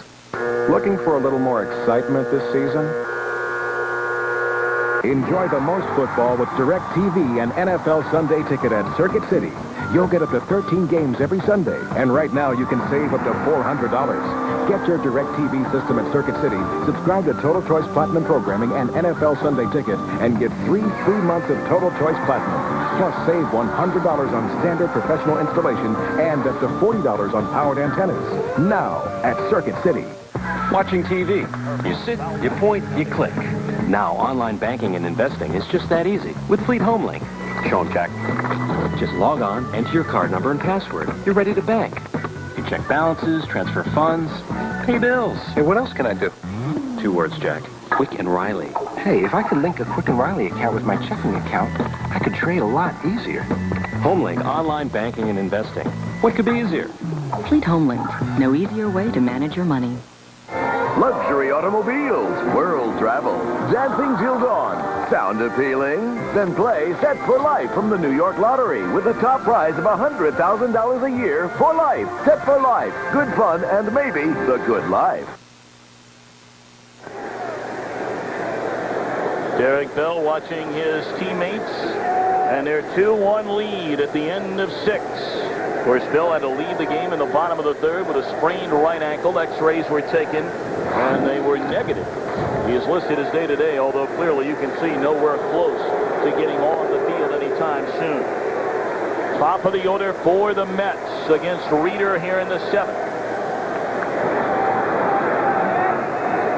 Perez 2 for 3 in the game.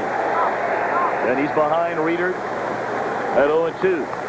Perez has knocked in the only 2 New York runs tonight. That 2-out, bases loaded, 2-run single to center field off Estes.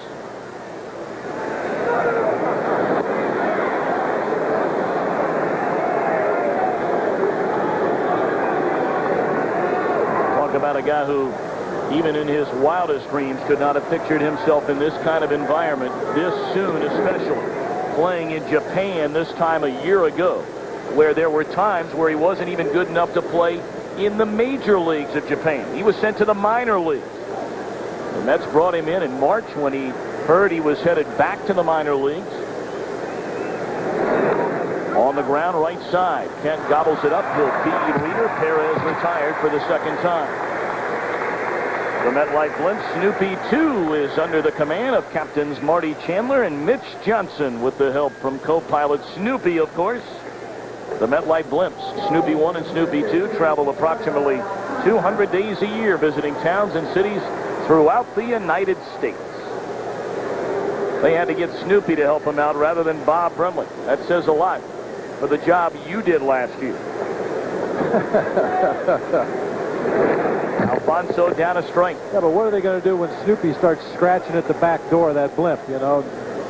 Needs to take a trip. Mother Nature does call. You have to land that blimp.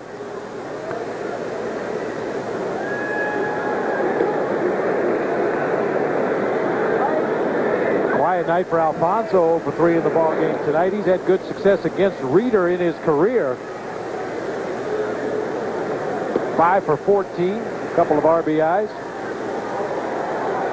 Alfonso with the 0 for 3 game tonight, 1 of 7 in the series. Hit off the end of the bat, foul and out of play, and it's 1-2. Piazza waits in the on-deck circle. They're hoping Edgardo Alfonso can get in the zone. Another banner year for the native Venezuelan.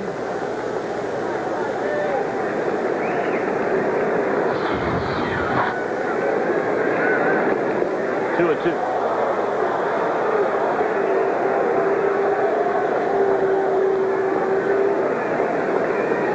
Anytime Mike Piazza is scheduled to hit in an inning, Bobby Valentine would love to see somebody get on base ahead of him. It accomplishes a couple of things.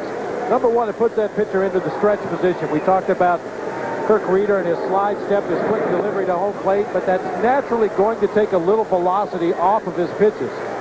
Also, it puts runners on base for a guy that is paid money to drive in runs. 3-2 on Alfonso. And a fly ball pretty well hit into deep right center field. Murray on the run. He's got it at the track.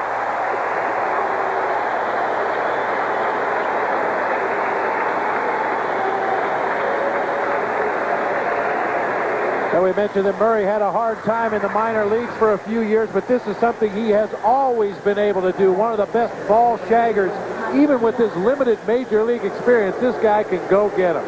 A lot of ground to cover here at the new ballpark, and Calvin Murray certainly capable of doing that. Now Mike Piazza, 1 for 2. And he looks at strike one on the outside corner. Piazza walked in the first inning. A line drive single into left in the third.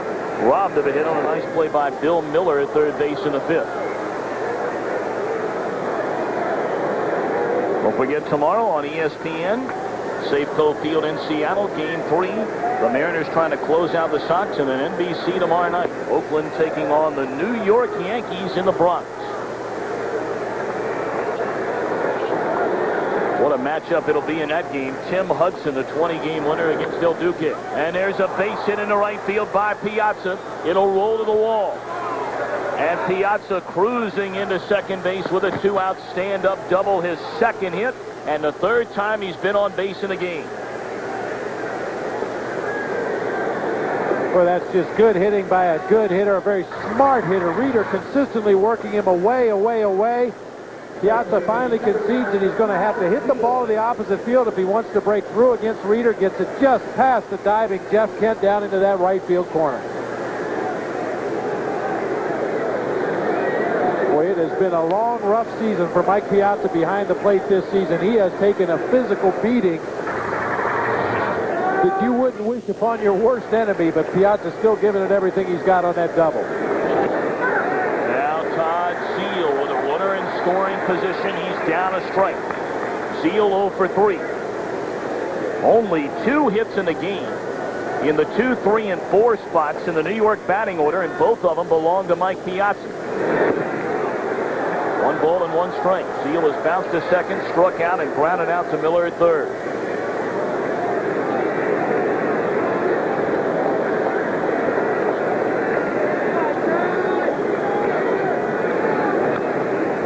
Rounded foul up the third base line, and Reeder jumps ahead of Seal at 1 ball and 2 strikes. Activity in the San Francisco bullpen should this inning continue. They have the right-hander Doug Henry ready to go. In a lot of respects, Kirk Reeder is like Tom Glavine in the fact that he is going to work the outside corner of the plate. He may come inside off the plate to show a right-handed hitter that he will come in there, but he's not going to throw inside for strikes. Came inside and nowhere close to being a strike. It's a tough thing to do as a hitter, especially a right-handed pull hitter, to just give away that pitch. Look out over the plate, try to hit the ball to the opposite field. That's where he's going to try to get you out. And he gets him out with a pitch down and away. Calvin Murray camped underneath, and the inning is over. A 2-out double by Piazza. He's stranded there. Leiter hanging on to a 1-run lead. A typical day for the IT manager. Everyone wants everything now. Luckily, there's CDW, your direct solutions provider. CDW uses 50,000 top-name products to give you complete systems, including custom configuration and pre-installed software. Why get hung up in work when CDW is here to make life easier? CDW, computing solutions built for business. A new generation, a new today. Got the new man's way to lose the gray. I'm a Grecian man. Fast and easy, I'm on track. It's like my natural color's back. Grecian man. No flashy woman's look, no way. The new man's way to lose the gray. Now, if you want to do this little dance here for old time's sake, Jack, bring it. You take care of the business, or the business will take care of you. I might just take the matter up with you, Jack. Might not. Rabbit's out of the hat, Jack. Let's see if it jumps. Tomorrow, Jack, what do you say, Jack? Jack Carter comes home with a few days to kill. It's good to be home. Get Carter, rated R. Starts tomorrow at a theater near you.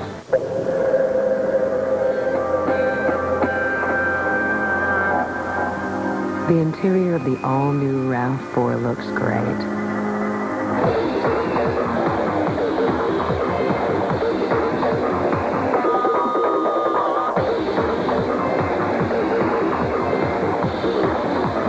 Especially from the inside. Introducing the all-new RAV4. Style that endures almost anything.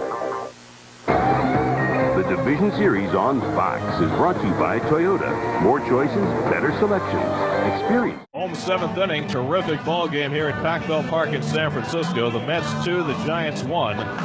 All the scoring in the second inning. Timo Perez, a 2-out, bases-loaded single to play a pair of runs for New York. Ellis Burks, a run-scoring double in the bottom of the second for San Francisco. Burks was stranded on second base, and now Leiter has not allowed the Giants to get a runner to second base since. And it's Burks who will lead off in the home seventh inning, followed by Ramon Martinez and Rich Aurelian. Leiter has not allowed a hit since Bill Miller's infield single in the third. That's the play on which Sean Estes, the Giants starting pitcher, sprained his left ankle. Kirk Reeder came on for Estes, and Reeder has been fantastic with 4 shutout innings in relief to keep his team in the game. Burks 1 for 2 on the night, had the double to drive in a run in the second. Leiter struck him out in the fourth. Leiter delivers, and Burks bluffs the bunt, takes a fastball high, 1 ball and no strikes. Ellis Burks has driven in 4 of the 6 runs, 4 of the 7 runs, 4 of the 6 runs that the Giants have scored in this series. The infield swung way around to the left, so is the outfield against Burks. Mets have been doing that against every right-hand hitter tonight. The 1-0 pitch, missing high, 2 balls and no strikes to Burks. Leiter has walked 2, and each of the walks, amazingly enough, has gone to an opposing pitcher, 1 to Estes and 1 to Reeder. He has struck out 6, allowed just 3 base hits. Ramon Martinez waits on deck. In center field, Payton playing much deeper than usual. That's playing more of a no doubles defense at this point in the game, leading 2-1. The 2-0 pitch to Burks, and a high fly ball foul down the left field line. Burks got way out in front of that cutter and broke his bat to boot. And he'll go back for a new stick, 2-1. It's a commitment to quality that wins games, a determination to do things right. At Amoco, that's our focus too. No matter which team you're on, we'll give you the very best. Leiter has thrown 94 pitches. It's a nice cool evening in San Francisco. There should be no problems with stamina for Al, who has not pitched for 9 days coming into this start. Leiter tends to thrive when he has extra rest, and he has certainly thrived here tonight. 2-1 to Ellis Burks. Leiter deals. just missed the outside corner, a pitch that he thought he had.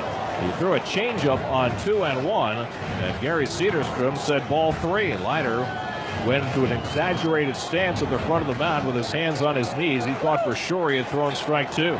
Didn't get the call. Now he's behind Burks, 3-1. Here's the pitch. Inside, ball 4, and Burks has drawn a leadoff walk. The third walk issued by Leiter. Now the tying run is aboard with nobody out. Ramon Martinez is the batter, and you have to believe that Dusty Baker might have Ramon Martinez try and bunt Burks over to second base.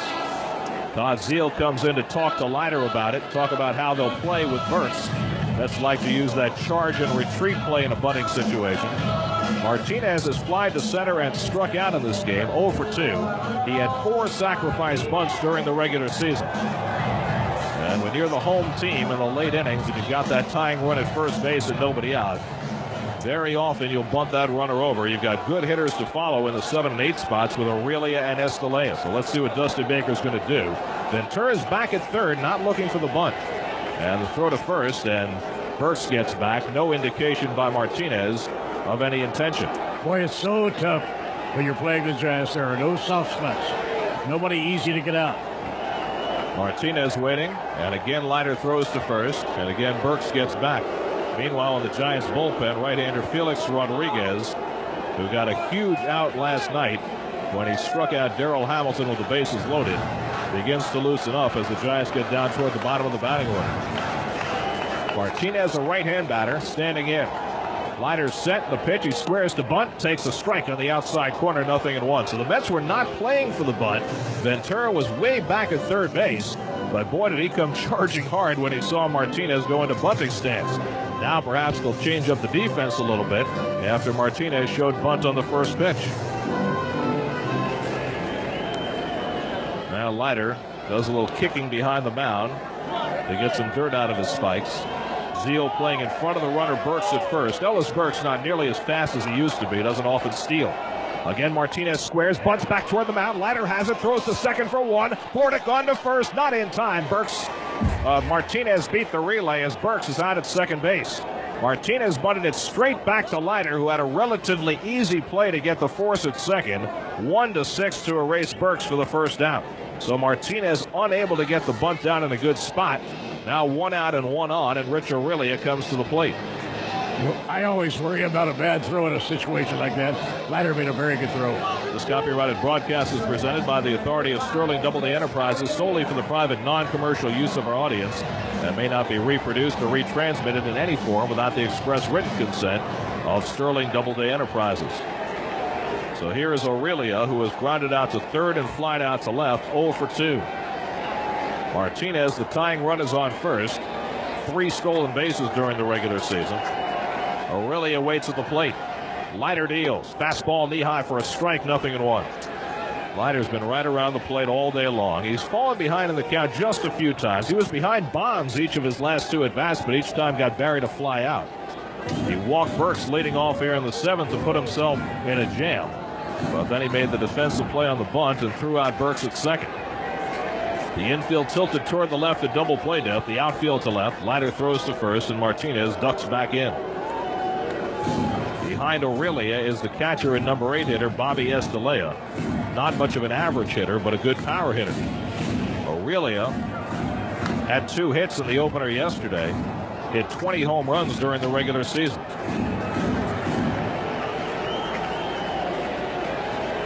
Now Leiter comes down to the belt. The 0-1 to Aurelia, and a high pop-up out behind second base. Coming in is Jay Payton in a very shallow center to call, and Payton makes the catch for the second out. So Aurelia pops up 2 away. A runner at first, and Estalella will be the batter. First, we'll pause for station identification on the WFAN Mets Radio Network.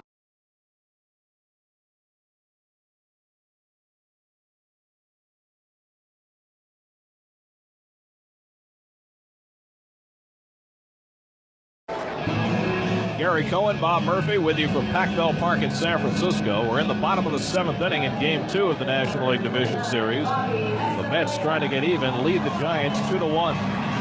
2 out and a runner at first, and now Bobby Estalella is the batter. Russ Davis has come out on deck. He will bat for Kirk Reeder if Estalella keeps the inning going. Estelle has been up twice and popped up twice. He fouled out to Piazza in the second and then popped up to Ventura in the fifth. Martinez on first and 2 down, and again the infield swings around to the left, and Leiter throws to first. When Al Leiter is on the mound and a right-hand batter is at the plate, most of the time he's going to run that ball in on the fists of a right-hand batter, and there's really only one place, only one side of the field that a right-hand hitter can hit that ball, and that's to the left side. And the Mets are overplaying all the right-hand hitters that way with Leiter on the mound tonight. Pitch to Estelle, up and away, 1 ball and no strikes. Of course, if you do give him a hittable pitch on the outside part of the plate, you've got a huge hole on the right side of the infield, with Alfonso shaded way over toward the bag at second.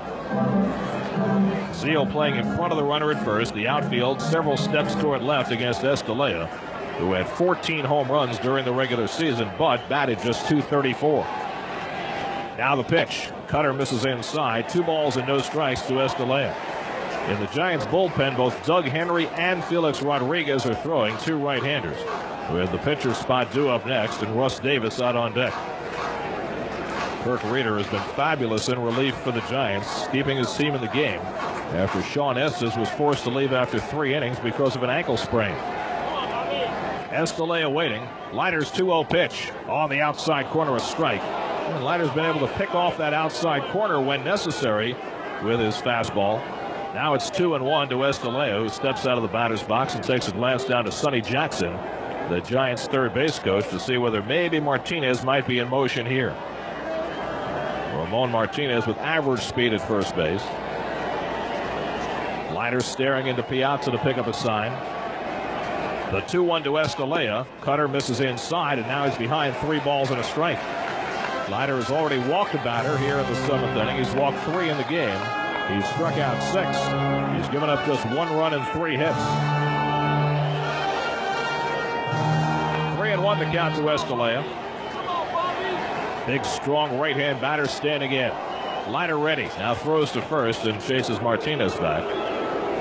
There's certainly a possibility that Martinez might be in motion on 3-1. Some managers like to do that. Something Bobby Valentine rarely does. Dusty Baker would be more inclined to send a runner on 3-1. Martinez takes a short lead. 3-1 pitch, swing and a miss, and a cutter in on him. Great pitch by Leiter. And now he's run the count full on Estelle at 3-2. And now the runner at first, Martinez, will definitely be going with 3-2 and 2 down. Boy, that was a great looking pitch. As good as any pitch he's made all night. Now ball gets loose at the backstop. And Bobby Valentine comes out and does a little housekeeping. He wants to make sure that Leiter doesn't get out of his rhythm. He wasn't going to wait for the bat boy to come pick it up.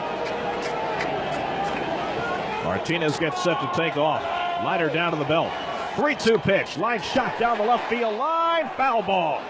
Estelle barely missed an extra base hit. He hit it down off the bullpen mound in left field, as Leiter got a ball a little bit out over the plate as he tried to run that inside corner. And Estelle ripped it foul. With the runner Martinez going, had that been a fair ball, that would have tied up the ball game.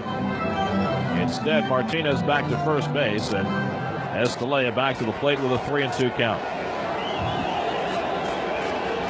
Leiter up to 106 pitches in the game, trying to get himself out of the 7th inning. Martinez goes. 3-2 pitch, pulled foul off the facing of the Giants' dugout, sending some bodies scattering. And again, Estelle has fouled away a 3-2 pitch, and so they'll do it again. Every moment so tense for Al Leiter and the Mets, knowing that one bad pitch could put him behind in the game, and knowing that a loss tonight would send the Mets back home in an untenable spot, down 2-0. The infield and the outfield swung toward the left against Bobby Estelle, the Giant catcher. Martinez running. Here's the 3-2 pitch and a high pop-up foul, third base side. Ventura going over near the stands, hoping, leaning in, can't get to it. Lands about 4 rows deep in the crowd. And so Estelle, for a 3rd consecutive time, has fouled off Leiter's 3-2 offering. All the runs in this game scored in the 2nd inning. Timo Perez, a 2-out bases-loaded single to chase home 2 for New York. Ellis Burks, a run-scoring double to get the Giant run in. And that's been it. Left-hand pitching, front and center. Leiter for the Mets, Estes and Reeder for the Giants. crowd revving it up here at Pac Bell Park. And Estalella, tired of waiting for Leiter to get a sign, steps out of the batter's box. Estalella with those cream-colored pants hiked up just below his knee, showing lots of black sock with a shin guard on his left leg. Leiter down to the belt.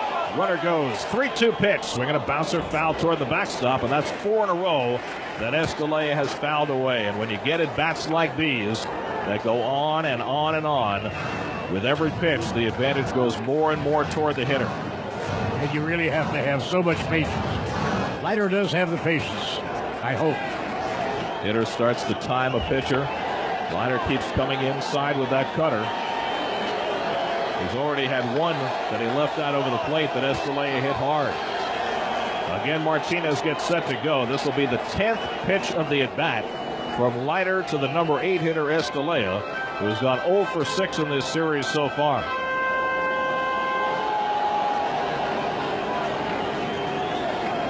Now Estalella stands back in the batter's box. Piazza sends out a sign. Leiter shakes him off once, shakes him off twice, and again Estalella, unhappy with the time he's had to wait, steps out of the batter's box. So Leiter and Piazza having a little trouble coming together on what to throw here. Would Piazza want Leiter to go away after keeping on running that cutter inside? Go with something else to send that hitter off balance? That defense is still swung way around the left. Now Martinez takes a few steps off the bag at first. Piazza sets up inside. The runner goes. 3-2 pitch and a high pop-up on the left side of the infield. This one's playable for Ventura. He's making the call, and Robin makes the catch, and the side is retired. Estalella on the 10th pitch of the at-bat pops up to Ventura, and Leiter works through the 7th inning. No runs, no hits, and 1 man left. 7 in the books now at Pac Bell Park. The Mets 2, the Giants 1 on the WFAN Mets Radio Network. The 8th inning here at Pac Bell Park in San Francisco. This has been quite a ball game. Bob Murphy, there may be nothing like watching Al Leiter in a big spot at his best, and boy, is he at his best tonight. Boy, does he have the stomach to be a successful pitcher. He is one gritty individual. Mets could do him a huge favor by picking up an insurance run. Now we're in the 8th inning. Kirk Reeder has relieved for 4 innings. All 4 have been scoreless. He's walked 1 and struck out 1 and allowed only 3 hits. Robin Ventura leading off in the 8th inning. Bunts the ball down the third base line. It will roll foul.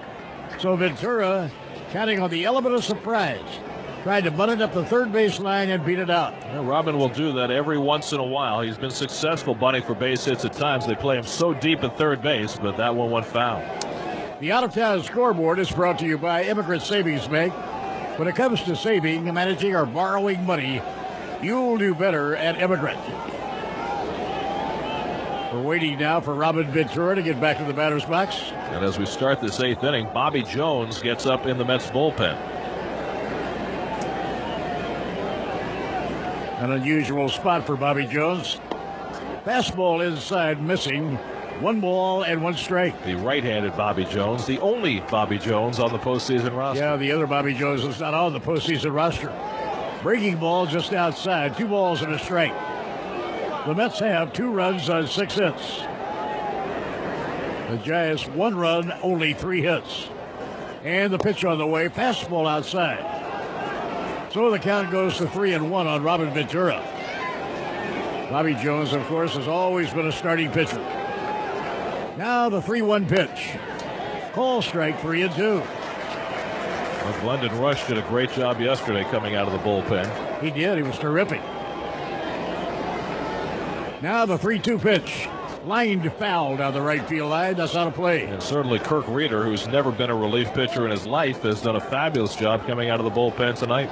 So when you get to the postseason, those 4th and 5th starters oftentimes will be coming out of the bullpen. And they can do and are doing a very good job. 3-2, a full count on Robin Ventura. Here's the pitch. Lined foul in the air to right field. It's playable. They're waiting for it is Ellis Burks. And Burks makes the catch, 1 down. So Ventura lines out to the right fielder, Ellis Burks. 1 out and nobody on, and Benny Agbayani will be the hitter. Benny drew a walk and scored a run. He came in on that huge base hit by Timo Perez. His second time up, he lined a single to right center, and then he grounded out. Dusty Baker is on his way to the mound. We may be getting a pitching change. Two right-handers are in the bullpen. Felix Rodriguez and the veteran Doug Henry. Dusty looking down to the bullpen as he walks to the mound.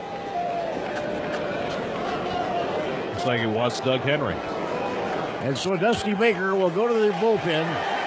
You'll hear quite an ovation here for Kurt Reeder. He was terrific in relief. We'll be back in just a moment on the WFAN Mets Radio Network.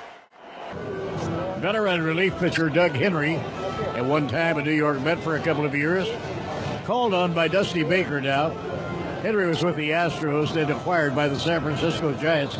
He's pitched well since coming to San Francisco. With the Giants, he's 3-1, a 2.49 earned run average. Overall, combining the Astros and the Giants, Doug Henry is 4-4. Biggest problem since coming to the Giants, 21 walks in 25 innings. Henry usually has better control than that. Now Benny Agbayani is the hitter as we resume play following the pitching change. Terrific relief job by the veteran Kurt Reeder. 4 1/3. He did not allow a single run and only 3 base hits. Now Agbayani standing in against Doug Henry. The tall right-hander winding. Foul ball, that's back into the crowd, no play. Mets are trying hard and would love to pick up an insurance run for Al Leiter to work with. Bobby Jones is on call in the Mets bullpen. Since he's a starting pitcher, you want to get him down there plenty early. Give him plenty of time to get warmed up and ready. And now John Franco has joined Jones in the Mets bullpen. It has been Franco's format all season long to pitch the 8th inning. And then Armando Benitez would come on and do the 9th inning. Doug Henry siding in on his target. And Benny Agbayani takes a slider on the outside corner for a called strike. So now Henry has a 2-strike count on Benny Agbayani. The only game other in the major leagues to talk about, the Cardinals beat Atlanta 10-4. They routed Tommy Glavine. A little bit low. The big hit was a 3-run homer in the first inning by Will Clark. That made the score 3-2. Later, Carlos Hernandez would homer, and Mark McGwire, as a pinch hitter, homered in the 8th inning. So St. Louis beat Atlanta 10-4. Breaking ball, a little low. 2 balls and 2 strikes. So now St. Louis will go to Turner Field, leading the Atlanta Braves 2-0. Tomorrow in the American League is Oakland and the Yankees. Hudson against Hernandez. Here's the 2-2 pitch. Popped it up, a foul ball behind home plate. That'll come back into the crowd and out of play. Right here is 2-1 New York. We're now playing in the 8th inning. Ventura led off here in the 8th inning and lined out to the right fielder Ellis Burks. And Dusty Baker went to the mound to bring in the right-hander. So Kurt Reeder in 4 1/3 allowed no runs, only 3 hits. He walked 1 and struck out 1. Benny Agbayani 1 for 2 tonight and a walk. Now the 2-2 pitch. Low outside, ball 3 and a full count, 3-2. Boy, Benny's become such a patient hitter. 0-2, he works it back to 3-2. He has really done a great job getting on base all year. He's improved so much with the progress of the year. Now a payoff pitch coming up. Just missed, ball 4. Agbayani on with a walk. And the Giants fans are trying to help the plate umpire. Well, that's huge for Benny. Behind the count 0-2, took a couple of close pitches to draw the walk. Benny's on base percentage finished over .390 this year, and he's now been on base 5 times out of 8 trips to the plate in this series. Jay Payton batting in the number 7 spot for the game this evening. And now we're going to get a pinch runner. Joe McEwing. Joe McEwing, yeah. So Joe McEwing is a pinch runner for Benny Agbayani, and then I suppose he will go to left field.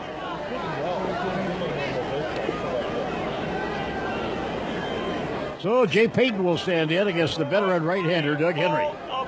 Mets now have a pinch runner, Joe McEwing, in the game, running for Benny Agbayani. Peyton 0 for 3 so far this evening, hitting a hard .290 for the year. Throw to first by the right-hander Doug Henry, and the runner gets back. Bobby Jones continues to throw in the Mets bullpen. John Franco more standing around than anything, but throwing just every now and then to keep his arm warm. It's a cool evening, but not a cold evening. Henry turns, throws to first, threw it in the dirt, but it was saved by Jeff Kent. Kent dug that out of the dirt. Jay Payton out of the batter's box, looking down to Cookie Rojas to see if Bobby Valentine is thinking about putting a play on.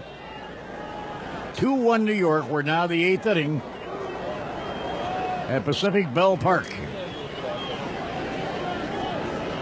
Henry off the stretch. Fastball missed the outside corner. 1 ball, no strikes to Jay Payton. Left-hander up at the bullpen now for San Francisco. That's Alan Embry. He still has some hurry on his pitches. Doug Henry taking a lot of time between. 1-0 to count on Jay Payton. Ground ball off the glove of Henry. They get one. The glove up front, and they get two. The Giants bat in the bottom of the 8th inning, trailing the Mets 2-1.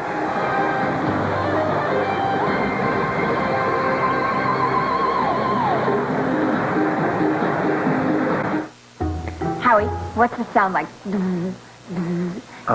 Busy signal. An incredibly annoying busy signal. Kind of like you get with some internet connection? Yeah, how do I make it stop? Ah, funny you should ask. Just go to Radio Shack. Busy signal when you try to get on the internet? Radio Shack has fast, reliable MSN internet access from Microsoft for easy emails, shopping, news, stocks, and more. Radio Shack. Here I am, baby, crisp, juicy chicken just for you. Decked out in tomato and lettuce, I'm KFC's Twister, and I'm no. With my creamy, tangy pepper sauce, I'll give those taste buds something to do. They twist me round and round all snugly. Look what I gotta go through to be beautiful. Oh, now here I come, baby, with wedges and drink, just $2.99. Straight from KFC to you. Now, how good is that? 3, 2, 1. We are officially open for business. Okay.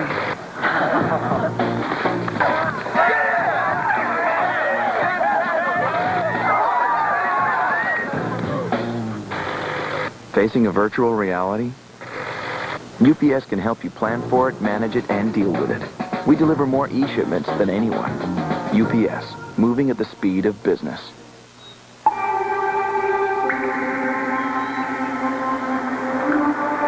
Response to the all-new RAV4 has been overwhelming.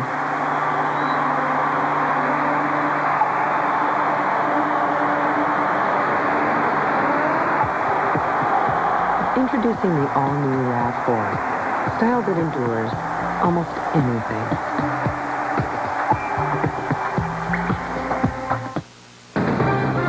Division Series on Fox is brought to you by Radio Shack.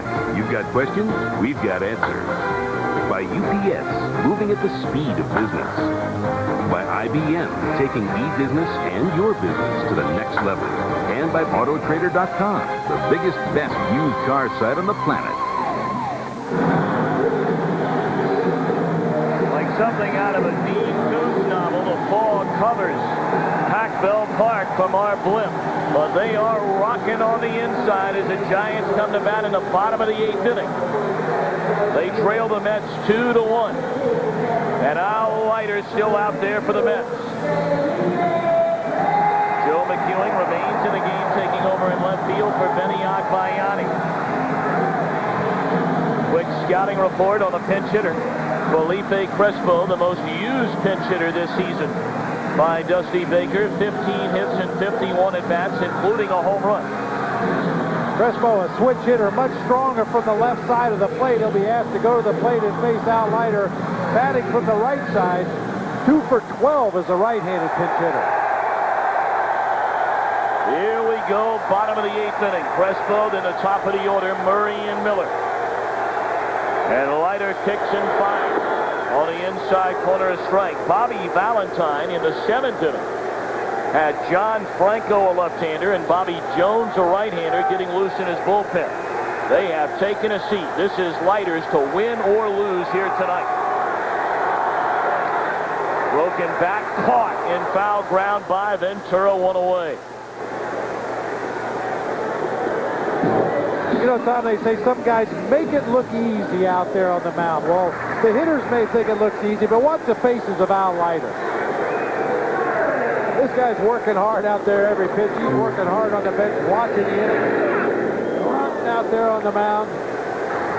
Boy, this is a guy that comes to play when it's his turn to take the ball.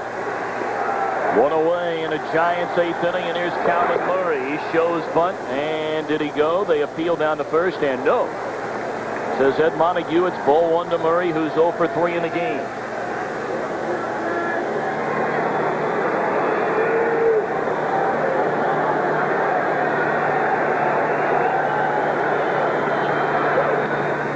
On the ground, pulled foul, 1 ball and 1 strike.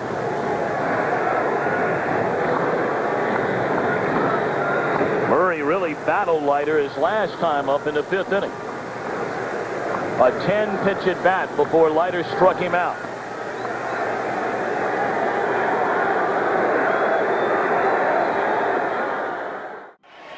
Now the pitch on the way. Kick swing, foul ball. That ball struck the barrel of the bat. Sailed back into the crowd near the dugout. So it's 1 ball and 2 strikes on Calvin Murray. Bill Miller hits behind Calvin Murray. Then you have Barry Bonds. So if Al Leiter doesn't face Barry Bonds in this inning, somebody will have to face him in the 9th inning. And the pitch. Too high and outside.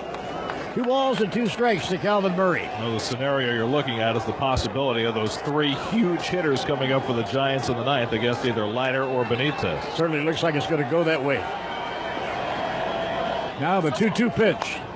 Foul ball hit down the third baseline, no play. Calvin Murray hitting at .242. Has played very little. Felix Rodriguez is warming up in the Giants bullpen. Rodriguez, a very, very hard thrower.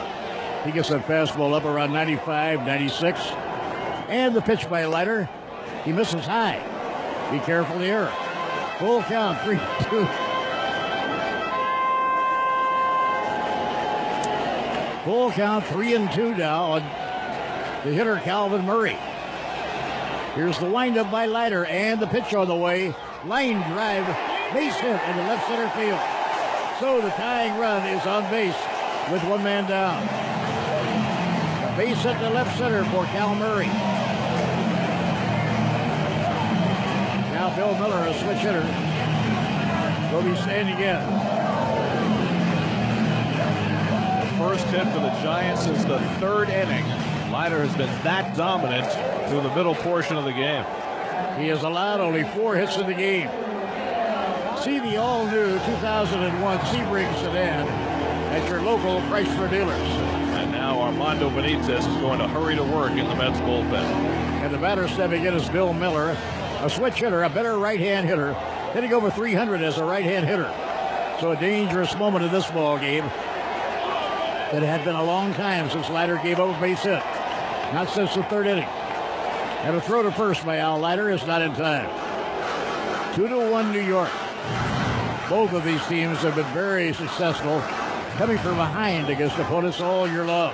And now that the Giants get the tying run on, Rob Nen is going to start to join Felix Rodriguez in the Giants bullpen. With Rob Nen and Armando Benitez as the closers, 2 of the superstar closers in the game of baseball. Fastball over, a call strike. So a call strike to Bill Miller. Miller has 1 for 3, has struck out twice. Leiter up to 120 pitches now. We've seen him do this many times, but it is kind of a risky area when you get to 120. So Leiter will look into Mike Piazza now. He has a 1-strike count on the right-hand hitter, Bill Miller. Throw to first. The runner gets back. Armando Benitez throwing hard now in the Mets bullpen. Bobby Valentine would not hesitate to call on him to get 4 or 5 outs. Miller looking down to the third base coach, Sonny Jackson, to see if Dusty Baker has any thoughts on this. And a throw to first by Al Leiter. The runner is back. Calvin Murray, the center fielder and leadoff batter, with 1 man away, lined a single to left center field. The 4th Giant hit of the night. This one is really in crunch time now. Miller waiting at the plate. Now the pitch to him. Ground ball hit towards shortstop. Bordick steps on second. Throws to first. Double play. Double play. The inning is over. Mike Bordick fielded the grounder. Stepped on second. Fired to first for a double play. And the inning is over. No runs. 1 hit. Nobody left on. At the end of 8 in San Francisco, it's still the Mets 2 and the Giants 1 on the WFAN Mets Radio Network. A 2-1 lead. We go to the 9th inning, and Barry Bonds will lead off in the last half of the 9th. Felix Rodriguez on to face the Mets in the top of the 9th inning. We pause for station identification on the WFAN Mets Radio Network. The Braves are facing elimination after a 10-4 loss to the Cards. Jim Edmonds 3 for 4 today. He's now 6 for 9 in the series. Imus in the morning, weekdays from 5:30 until 10 on WFAN New York. Bob Murphy with Gary Cohen. We go to the 9th. And Mike Bordick will be leading off for New York. If you're looking to buy or sell a home, contact your local RE/MAX office. No one in the world sells more real estate than RE/MAX. Armando Benitez getting ready in the Mets bullpen to come on and face Barry Bonds perhaps in the 9th. Or would Bobby think about leaving left-hander Al Leiter in to face Barry Bonds? Yeah. Mike Bordick is the hitter. Felix Rodriguez, a very hard thrower, missing high, ball 1. Well, Leiter has come out on deck, but there's no guarantee that he's going to bat in this spot. It's a tough call. Do you want Leiter, who's dominated Bonds tonight but might be tiring, or do you want Benitez with a fresh arm? It is a tough call. And the pitch, way up high. What would answer that for Bobby Valentine is if the Mets could score a run or two. Well, one thing that might answer the question, if Bordick gets on, you might leave Leiter in to bunt. If Bordick doesn't get on, you might send up a pinch hitter and try and get a run in a different way. Count 2 balls and no strikes on Mike Bordick. Mike has been on base 2 times out of 3 here tonight with a walk and a base hit. That is a fastball over for a call strike. Felix Rodriguez, a very hard thrower, came into the game last night and with the bases loaded, struck out Darrell Hamilton. So he played a big part of that victory for the Giants. 2-1 on Mike Bordick. Rodriguez, a tall, thin right-hander. Swing and a miss and a real heater. 2 balls and 2 strikes. And Bob, now Armando Benitez has sat down. Leiter has taken off his jacket. It looks like Al is staying in the game. Yes, it certainly does. Well, you would be tempted, especially to leave Al in to face Barry Bonds. Then you have to get out a dangerous right-hand hitter in Jeff Kent. The 2-2 pitch. Strike 3, he got it. Bordick gets caught looking. So 1 out and nobody on.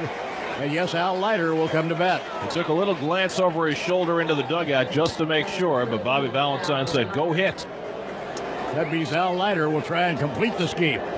Boy, he has been marvelous here tonight. He sure has. 121 pitches under his belt, and the heart of the batting order to come in the bottom of the 9th inning.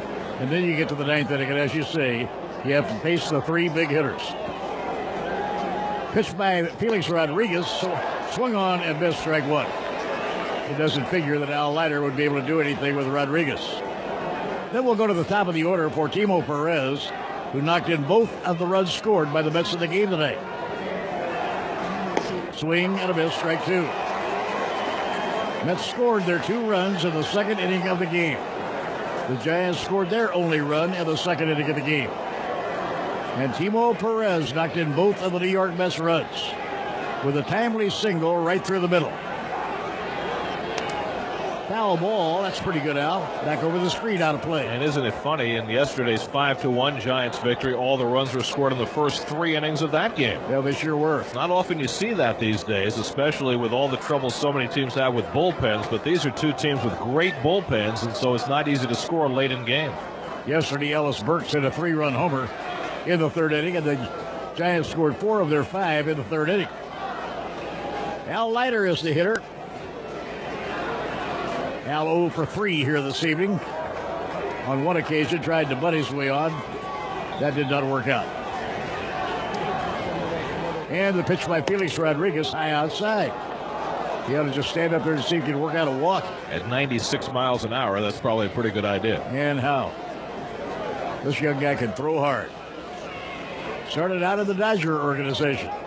Started out as a position player. Swing and a miss, struck him out. So Al Leiter has been fanned. 2 outs and nobody on. Now we go to the top of the order for Timo Perez. Timo hitting .286 during the regular season. He was amazing. He came through with a big hit off of a left-hander, Sean Estes. Everybody had wondered whether or not Timo would be able to hit left-handers. Well, he answered that with a hard line single right through the middle.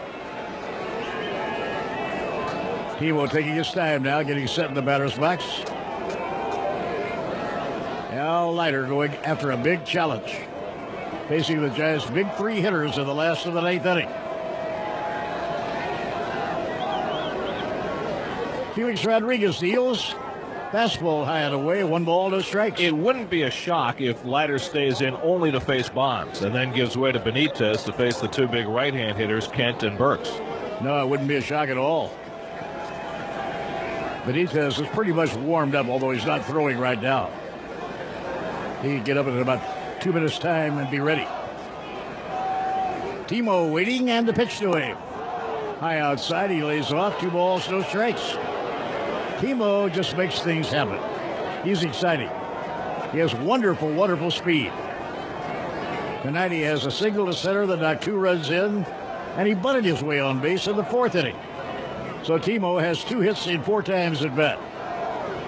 There has been very little hitting in the ballgame. Now the pitch on the way, taken for a call strike. He bluffed in a bunt, and the count now is 2 balls and 1 strike. Barry Bonds, Jeff Kent, and Ellis Burks will be coming up for the Giants in the last half of the 9th inning.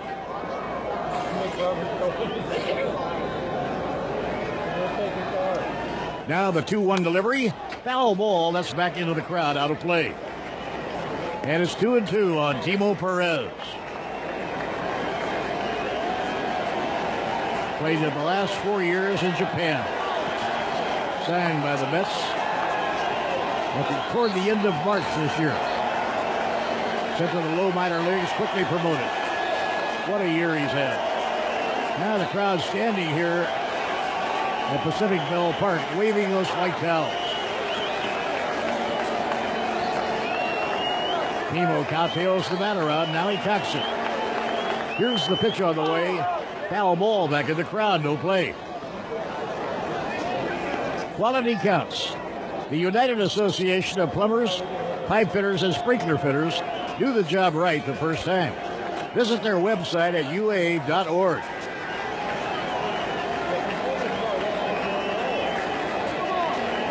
Mets 2, Giants 1. 9th inning at Pacific Bell Park. Crowds, many are standing and twirling those white towels, showing support for the Giants. And the pitch thrown. High and away, ball 3. Now the count is full at 3-2. Edgardo Alfonso is the on-deck batter. Fonzie hit the ball real well his last time up. He hit it to deep center field, and it was run down by the center fielder, Calvin Murray. Now 3-2 on Timo Perez. 27-year-old right-hander, Felix Rodriguez. And the pitch. Fouled back against the screen, no play. Both teams are flying to New York after the game is over. No game, they are off tomorrow. Giants will play on Saturday at either 1 or 4, depending on which game they're assigned. It depends on what happens with Seattle. 3-2 on Timo Perez. Felix Rodriguez, the right-hander, deals. And a line drive in the left field. That's a base hit. Taken on a hop by the left fielder, Barry Bonds. And Timo has his 3rd hit of the game. The Mets have 7 hits. Timo has 3 of the 7. You watch Timo Perez and you watch his absolute fearlessness on the field, dropping down a bunt single with 2 strikes earlier in the game, coming from behind in the count to work Felix Rodriguez and get a base hit here, the big base hit in the 2nd inning, and you have to ask yourself, where was this guy yesterday? Oh, boy. How could he not have been in the lineup? And you know he's going to be in the lineup for Game 3. I won't be surprised if he tries to steal second. Edgardo Alfonso standing in. Fonzie 0 for 4 this evening. Rodriguez turns and throws hard to first base. So Rodriguez wants to keep a short halter on Timo Perez. You know, you never wish ill on anybody, and certainly Derek Bell has been a major contributor to this team, but it may be the best thing that happened to the Mets in this postseason so far was Derek Bell getting hurt yesterday. Well, Timo does bring a lot of excitement. There's no doubt about that. And a throw to first base, not in time. So if going to really concentrate here on keeping a short halter on Timo Perez. 2 outs and a runner on first base. We're in the 9th inning of a 2-1 ball game. Mets lead by 1. Low and outside, almost a wild pitch. Good grab of that hard slider by Bobby Estrella, the catcher. Timo does have terrific speed. He is not yet, though, an accomplished base stealer. Had just 1 stolen base for the Mets after being called up. With his kind of speed, that should come in with another year or 2. He and Jay Payton both. Yeah, Payton should get better. Throw to first, and the runner is back. Timo had 25 stolen bases at Norfolk this year, but he was also caught 13 times, so he has not yet figured out exactly when to run and when not to run. Spring training is a great time to work on your base stealings, and I'm sure he'll do exactly that. Fonzie waiting, and a fastball off the outside corner. Now it's 2 balls and no strikes. And Bobby Estrella goes out to the mound to talk with his pitcher. Boy, the Mets would love to get Piazza up with a couple of men on. Mike has really swung the bat well tonight, better than we've seen in quite some time. He's hit the ball hard every time up. He sure has. He's 2 for 3, a single and a double. At the time they got him out, terrific fielding play by the third baseman, Bill Miller. So if Fonzie can get aboard, Piazza would come up with a chance to help the Mets build an insurance run. The count is 2 balls and no strikes now on Edgardo Alfonso. And the pitch on the way. High fly ball hit deep to left center field. Way back it may go. Gone. It is gone. A home run. Edgardo Alfonso. His 26th home run of the year.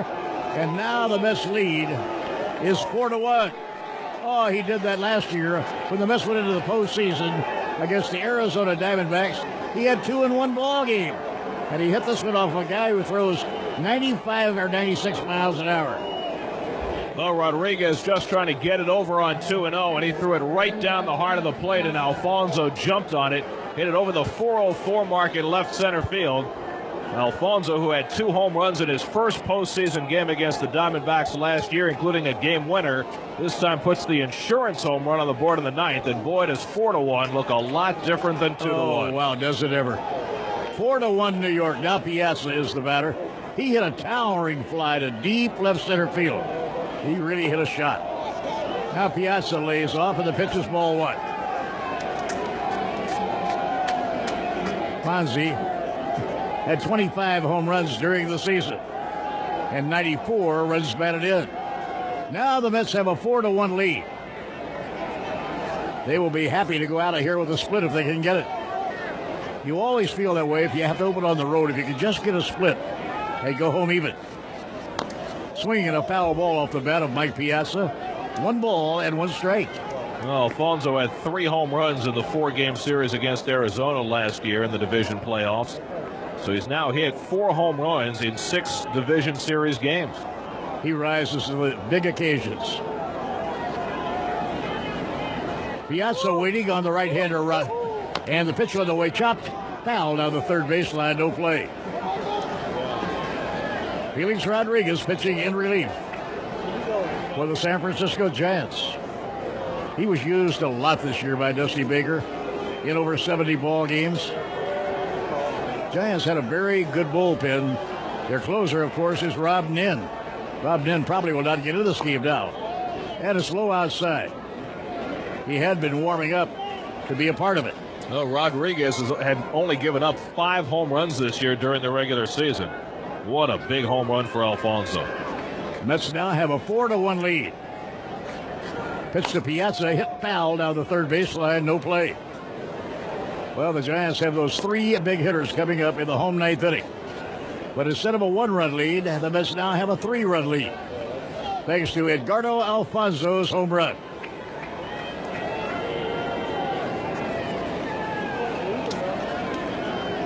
Felix Rodriguez getting a side now from Bobby Estrella.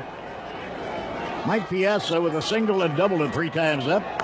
Swinging a towering pop foul behind home plate. Coming back Estrella, he'll have room, and he makes the catch. Piazza pops out to the Bobby Estrella. So the inning is over, but the Mets score 2 runs on 2 hits. Nobody left on. Middle of the 9th inning, fasten your seatbelts. The score, the Mets 4 and the Giants 1 on the WFAN Mets Radio Network. Well, here we go.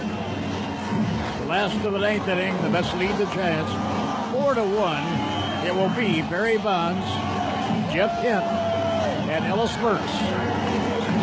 So Barry Bonds leads off against Al Leiter. Bonds has faced Leiter 3 times tonight and is 0 for 3. If the Mets hold on to win, Sean Estes, who pitched only 3 innings, would be the losing pitcher. He gave up 2 runs knocked in by Timo Perez.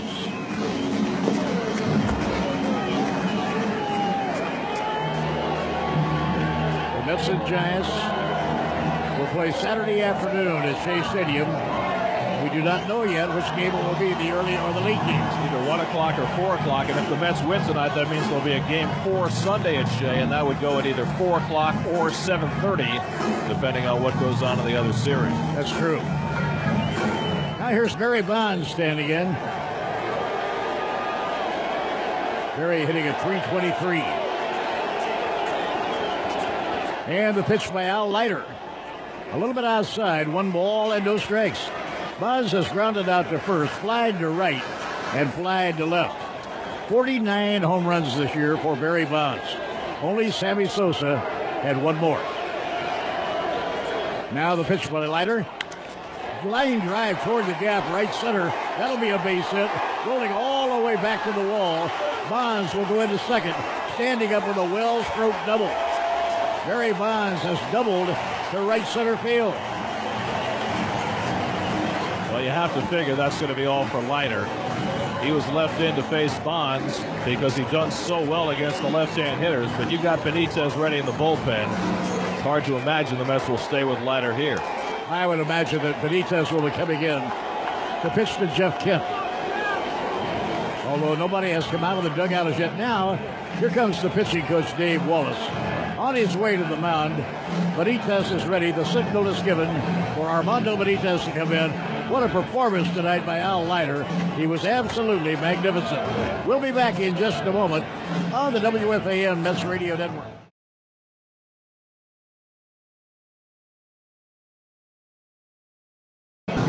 Armando Benitez on in relief for New York.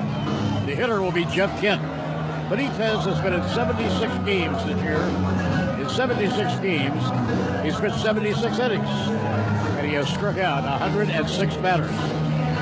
So now he comes on to try to get Jeff Kent. Well-stroked double to deep right center by Barry Bonds. That was the 5th and final hit off Al Leiter. Leiter pitching 8 innings, allowing only 1 run, 5 hits, walked 3, struck out 6.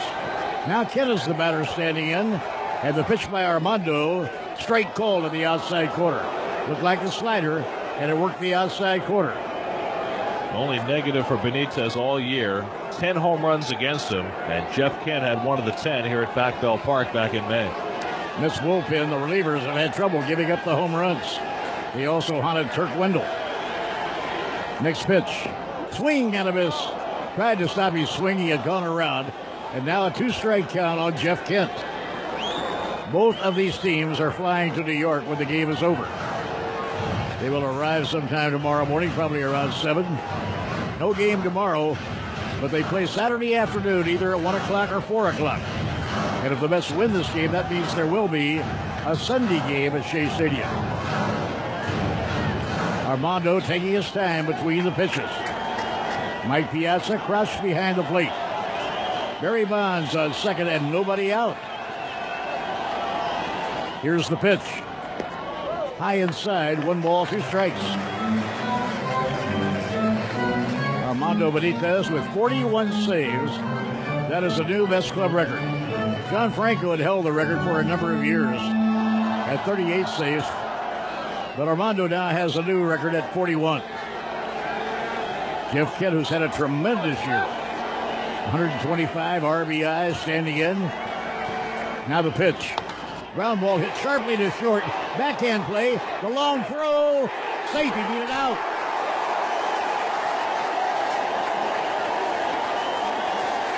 Jeff Kent with a head-first slide. Beat the throw. Mike Bordig was throwing off balance over in the hole. Deep in the hole at shortstop. And the throw couldn't get there in time. That'll be a base hit for Jeff Kent.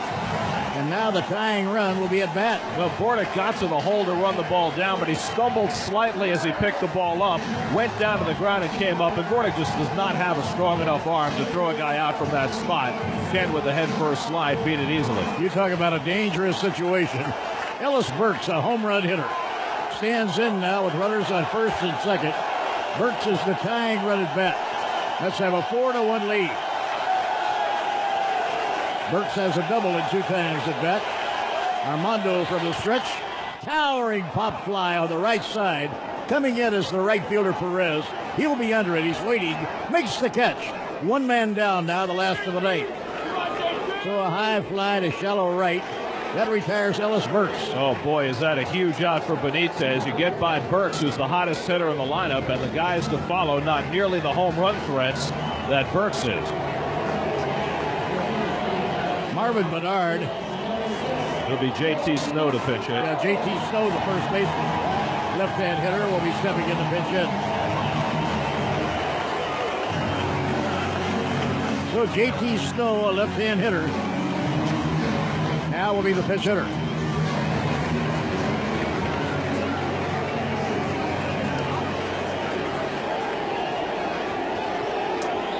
Snow hitting at .284 on the year. 19 home runs and 86 RBIs. And here's the pitch by Armando, high outside. 1 ball and no strikes. J.T. Snow, the first baseman, perennial Gold Glove type first baseman, but he does have home run power. He's hit 19. He did not play tonight because Al Leiter was pitching, and Leiter is so tough on left-hand hitters. Now he's standing in pitch hitting. He is the tying run at bat. Benitez off the stretch. And time called. Asked for by J.T. Snow. Granted by the plate umpire, Gary Cederstrom. Snow has had 2 career at-bats against Benitez and struck out both times. Let's have the infield at double play depth. The Mets turned a very big double play in the last inning, the 8th inning, to help Al Leiter get through that 8th inning. Now Snow has the bat cocked. Here's the pitch. It's outside. Good blazing fastball, but a little out of the strike zone. Well, Snow grounds into a lot of double plays, 20 of them this year. That was second in the league, but Benitez does not get a lot of ground balls. No, he doesn't. Benitez usually strikes you out or makes you pop the ball up or hit a fly ball to the outfield. 2-0 the count on J.T. Snow. Last of the 9th inning here in San Francisco. Now the pitch on the way. Look out. Strike called on the inside corner. He had to duck away, but it caught the inside edge. 96 miles an hour on the block. Perfect pitch by Benitez. So it's 2 balls and a strike. Barry Bonds is on second. He doubled to deep right center. And Jeff Kidd is on first. He had an infield hit. Now the 2-1 pitch. Well hit fly ball deep to right field. Right down the right field line. Going over is Perez. And it's gone. A 3-run homer. 3-run homer ties the game.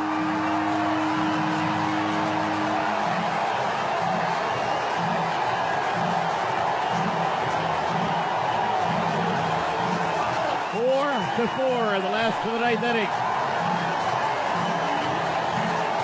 The home run ball jumps up and beats Armando Benitez again. It's only 309 feet down the right field line with a 25-foot fence, and Snow just cleared the wall just inside the foul pole. A 3-run pinch hit home run, and Benitez is hurt by the long ball in an enormous spot just when it looked like the Mets were going to tie up the series. Now it's a tie ball game. He hit it right down the right field line. Any place else in this ballpark, it would have been uncatchable. But he hit it right down the line and just over the fence.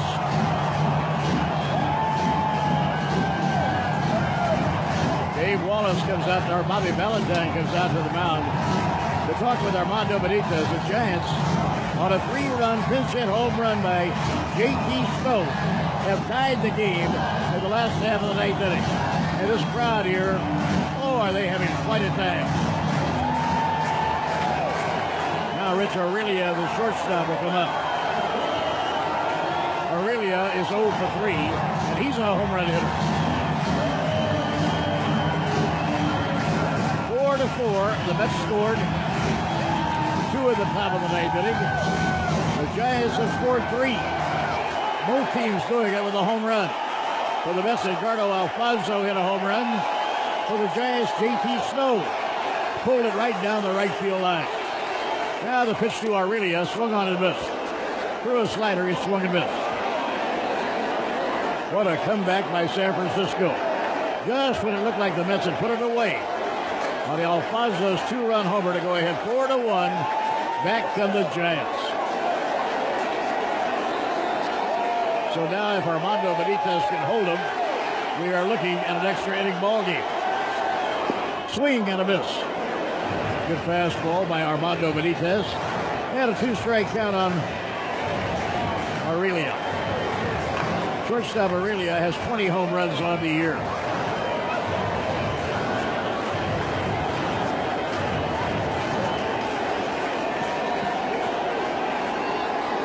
Now Rich Aurelia has the bat cocked, waiting on Armando. And the pitch by Benitez missed the outside corner.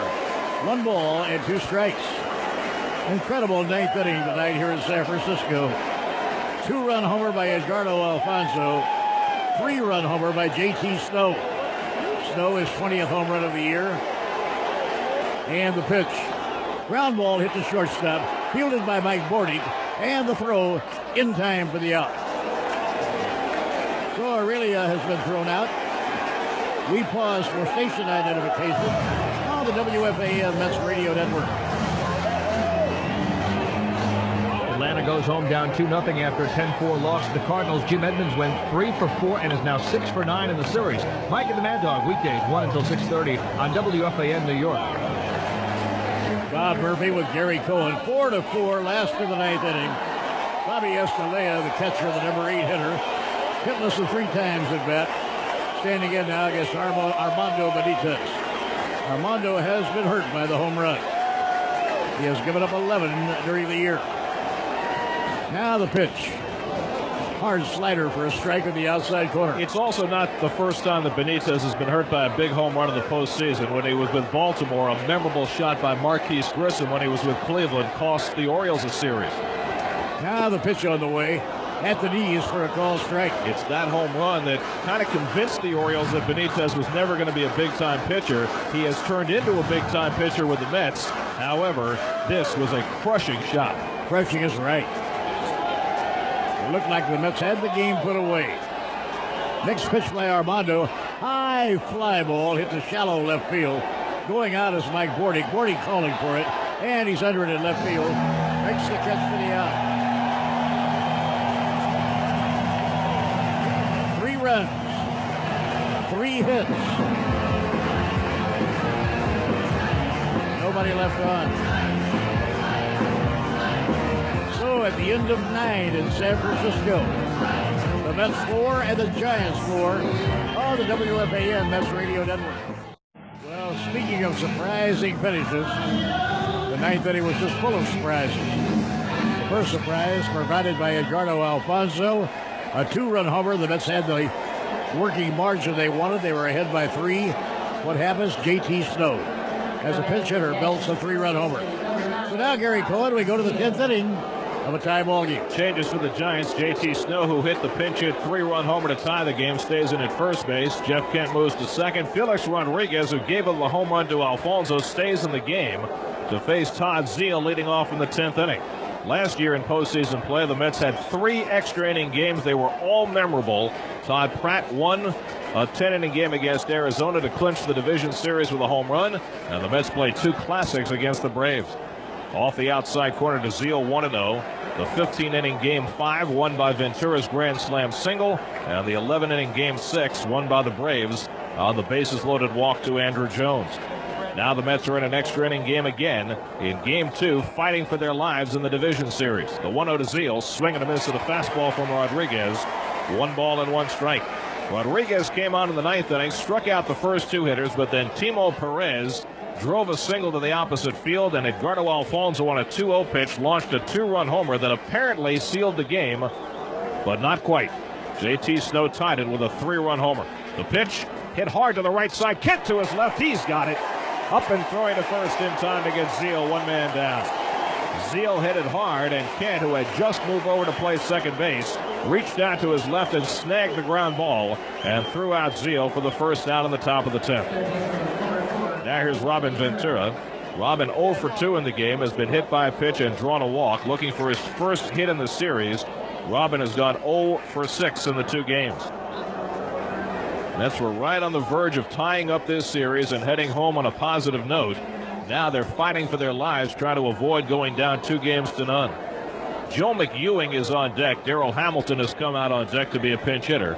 Alan Embry, the left-hander, is up in the Giants bullpen. Felix Rodriguez trying to recover after giving up the 2-run homer to Alfonzo in the 9th. He's retired the first batter here in the 10th. Now Ventura standing in, left-hand hitter. And the right-hander fires, hit foul back this way and out of play. 0-1. In right field, Ellis Burks playing very deep against Ventura.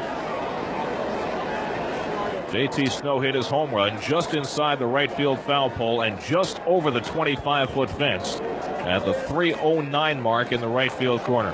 He placed it absolutely perfectly to get it over the fence, just as Ellis Burks did yesterday for his 3-run homer when he hit one off the left field foul pole. Of such inches are the game of baseball made. The 0-1 pitch and a high fly ball along the left field line. Long run over for Bonds across the line into foul ground. Makes the catch. Barry Bonds, a terrific running play just in front of the bullpen mound in left field to retire Ventura for the second out. So 2 up and 2 set aside by Rodriguez here in the 10th. And now Darrell Hamilton will bat for Joe McEwing. And we'll see whether Dusty Baker responds with a left-hander. You'd think, as well as Rodriguez is going right now, that he would stay in. Hamilton not exactly a threat to hit a ball out of the ballpark and give the Mets a lead. Darrell had only 1 home run this year. Sorry, Gary. That was the one he hit at Enron Field in Houston. It was his first at bat after coming off the disabled list after 4 months on the sidelines. Hamilton and Rodriguez squared off yesterday. Bases loaded in the 8th inning, and Rodriguez struck Hamilton out. Miller playing close to the bag at third. Snow on the line at first. The pitch hit foul back into the crowd by Hamilton. 0-1. Darrell came on in the 4th inning yesterday after Bell got hurt. Had 3 plate appearances, flied out, walked, and struck out, so he was 0 for 2. 2 out and nobody on. Top of the 10th. Mets 4, Giants 4. The outfielder stepped toward left. The pitch to Hamilton. Line drive right center field. That's a base hit for Hamilton. It's heading toward the gap. Over to cut it off is Murray. He'll sling it back in as Hamilton heads for second. The slide. He's in safely with a double. Darrell Hamilton, a double to right center field. And the Mets have the lead run at second base with 2 men down. They were playing him to hit the ball to left center, and so when Hamilton hit it to right center, it was a long run over for Murray to get over and cut it off. He did cut it off, but so deep in the gap that Hamilton was able to leg it into a 2-base hit. And now Jay Payton, who's already had several opportunities tonight with runners in scoring position and has come up empty, will get another chance at it. Payton tonight has gone 0 for 4. Last time up, he grounded into a double play. Jay has not had the ball out of the infield all night. A base hit here, and the Mets could regain the lead. Hard throwing right-hander Felix Rodriguez on the mound. Hamilton leads from second, and Rodriguez steps off. Rob Nen resumes throwing now in the Giants bullpen. Would they go to him right now? Dave Righetti, the pitching coach, is going to jog out to the mound, and they're going to talk it over. Would they consider walking Payton in this spot with first base open with a light hitter Mike Bordick standing on deck? So the discussion ongoing on the mound right now between Felix Rodriguez and the pitching coach Dave Righetti. Rich Aurelia and Bobby Estelea in on the conversation as well. And now the home plate umpire Gary Cedarstrom goes out to chase Righetti away. Mets baseball is brought to you by Nikon. We take the world's greatest pictures, yours. So Rodriguez will stay in to face Payton, and let's see whether they pitch to him, pitch around him, or walk him intentionally with Bordick standing on deck. Payton 0 for 7 in the series. He did drive in a run yesterday with a sacrifice fly. The outfield not too deep and a step toward right against Payton. Hamilton at second and 2 down. And Rodriguez deals. Line shot, base hit into center field. Hamilton turning third. He's being waved home. Murray up with the ball. Here's the throw to the plate. The slide. Safe, and the Mets take the lead. Jay Payton with a line drive single to center to drive home Darrell Hamilton with the lead run. And the Mets have taken a 5-4 lead in the top of the 10th inning.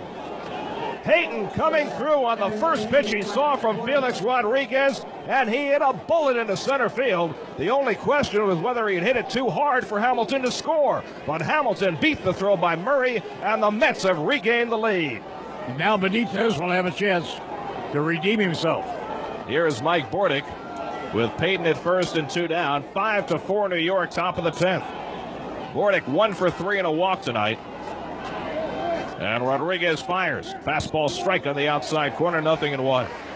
So the Mets, after blowing a 3-run lead in the bottom of the 9th, come right back against Felix Rodriguez in the top of the 10th. Rodriguez retired the first 2, but Darrell Hamilton with a pinch hit double, and Jay Payton given another opportunity, drives home the lead run. The pitch to Bordick, missing away, 1 ball, 1 strike. Lenny Harris has come out on deck to bat for Armando Benitez. And if he does so, that means we'd probably see John Franco to pitch the bottom of the 10th inning. Snow holding the runner at first. There's nobody throwing right now in the Mets bullpen. Here's the pitch. Hit foul back into the screen. 1 ball and 2 strikes to Mike Bordick. 5-4 New York, top of the 10th. It was 2-1 Mets going to the 9th. Edgardo Alfonso hit a 2-run homer off Rodriguez to give the Mets a cushion. But then J.T. Snow with a 3-run pinch hit home run against Armando Benitez tied the game in the bottom of the 9th. Now Payton's RBI single in the 10th has put the Mets back in front. The outfield straight away against Bordick. Rodriguez with a 1-2. Swing and a miss. He struck him out. Rodriguez fans Bordick to end the inning. But the Mets have regained the lead on Payton's RBI single. 1 run, 2 hits, and 1 man left. Middle of the 10th in San Francisco. Mets 5, Giants 4 on the WFAN Mets Radio Network. Armando Benitez blew the save in the 9th. Now he'll try and earn the win in the 10th. The Mets have taken a 5-4 lead. Benitez gave up the 3-run homer to J.T. Snow in the bottom of the 9th to tie the game. Jay Payton driving home Darrell Hamilton with the lead run in the top of the 10th, and now Benitez will try and make it stick. Marvin Bernard will be the pinch hitter leading off, batting for Felix Rodriguez. Now Bernard has been called back to the dugout, and instead it looks like Armando Rios is going to bat. Well, they're both out there now. Let's see who comes up first. You've got a right-hand hitter, Calvin Murray, on deck, so either way, Dusty Baker's going to use both his left-handed pinch hitters here, Bernard and Rios. And let's see who goes first. It's going to be Rios. So Armando Rios will bat for the pitcher, and then Marvin Bernard will bat for Calvin Murray. Rios had a tremendous year as a part-time player. He hit .266, hit 10 home runs, and drove in 50 runs in only 233 at-bats. Rios was a very productive hitter, hit well over 400 with runners in scoring position. He's a little left-hand batter, but he's got good power. Former star at LSU. Armando Rios leading off the last of the 10th against Armando Benitez. And the first pitch on the way. Call strike at the knees. A slider from Benitez to get ahead. 0-1. So Rios is at the plate. As a pinch hitter this year, Armando Rios was just 4 for 23, but he did have one pinch hit home run. The infield really spread out.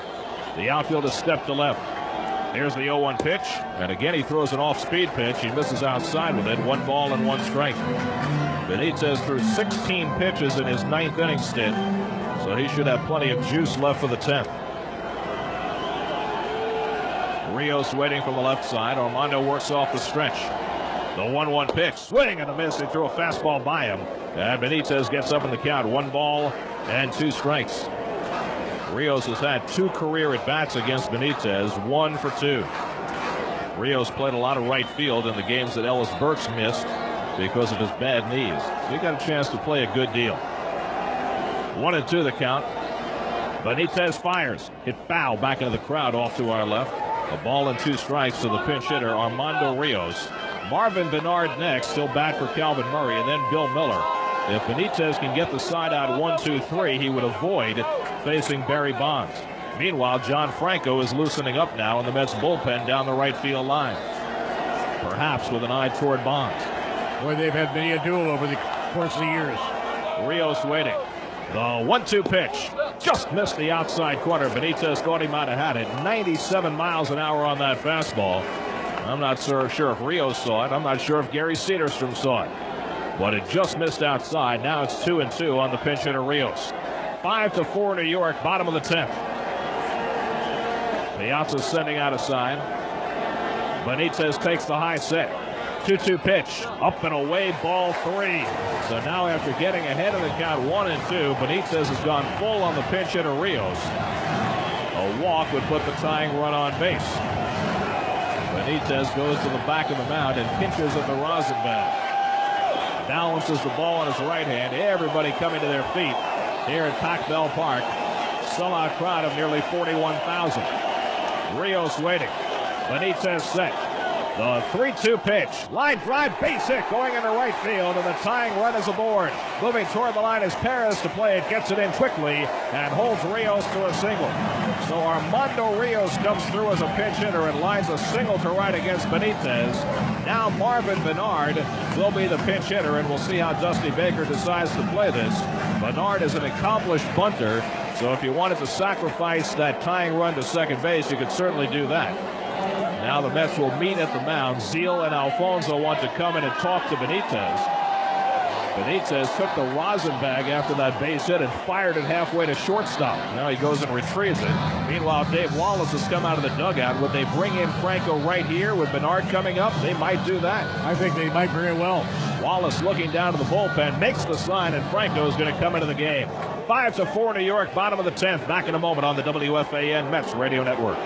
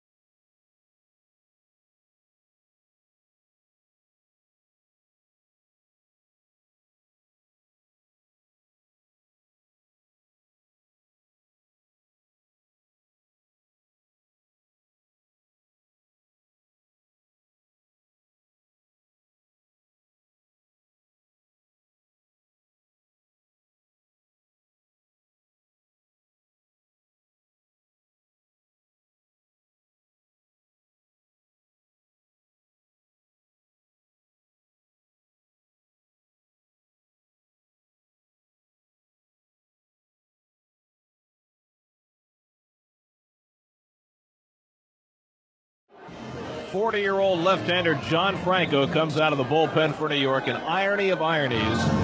After Armando Benitez took Franco's job this year and relegated John to set-up duty, here we are in the biggest game of the season for the Mets, and it is John Franco called upon to try and bail out Benitez after Benitez blew the save in the ninth and then, given a lead in the 10th, gave up a leadoff single. Marvin Bernard the batter, Rios the tying run at first, and the Mets are expecting a bunt. Bernard pinch hitting for Calvin Murray. Left-hander against left-hander, and Franco throws to first, chasing Rios back, and Bernard did not give it away.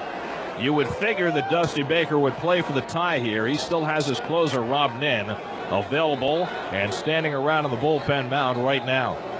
Mets 5, Giants 4, last of the 10th. Ventura in on the grass at third.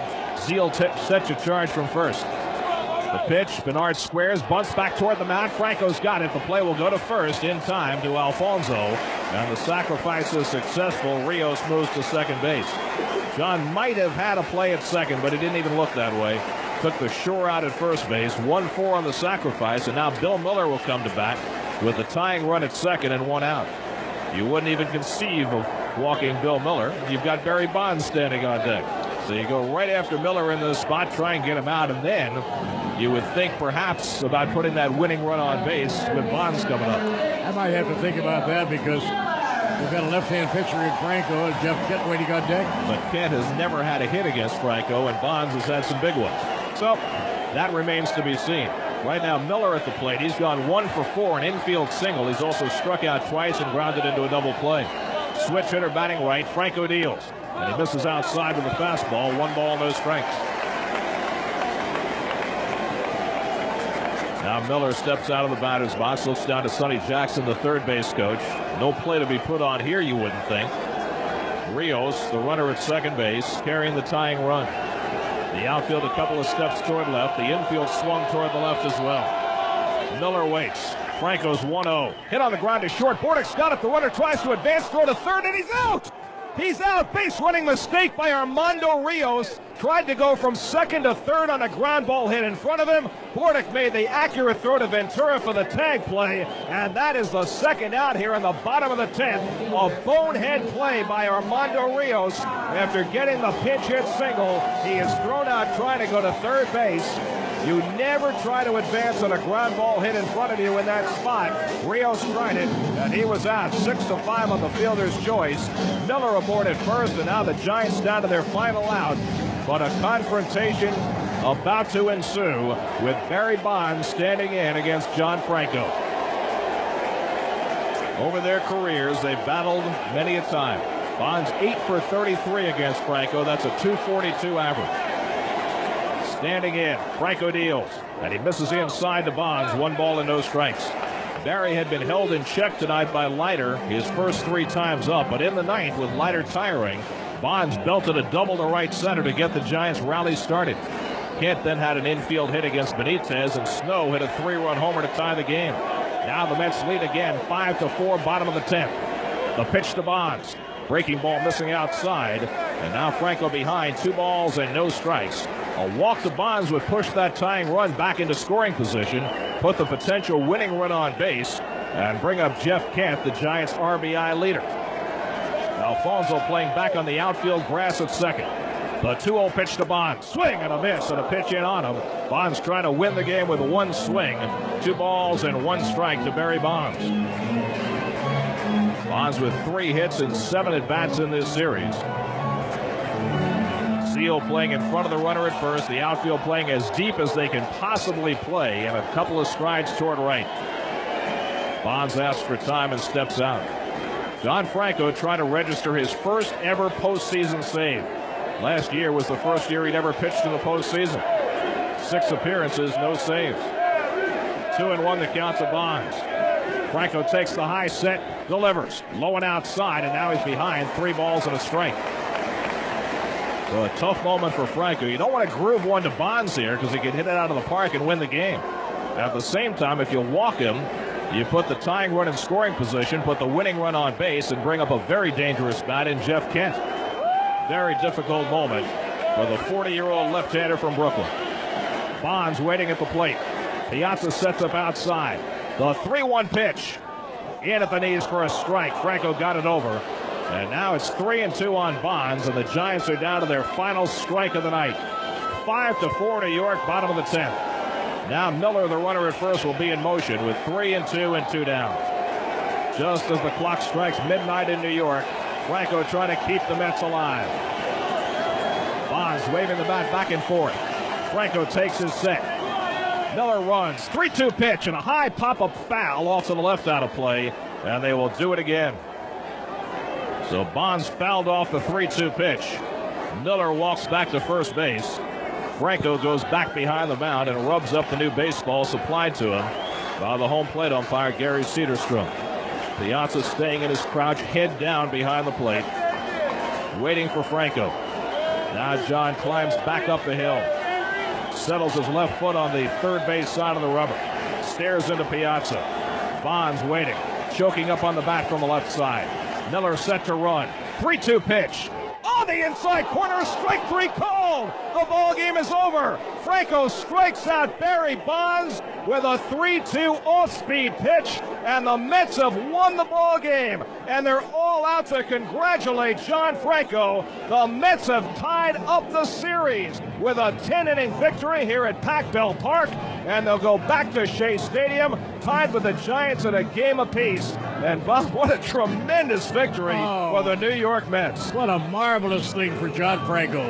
John Franco has been so unselfish all year long, working behind Armando Benitez, coming up, and it comes down to a duel with Barry Bonds.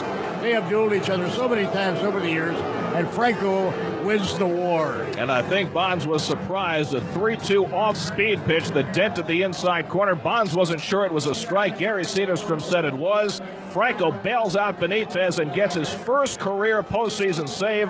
And the Mets, after blowing a 9th-inning lead, win it in the 10th. Jay Payton with the big hit, and John Franco saves it. And the Mets will go home even in the series. In the 10th inning, no runs, 1 hit, and 1 man left. The final score here at Pac-Bell Park in 10 innings. The Mets 5 and the Giants 4. Back to talk about it in a moment.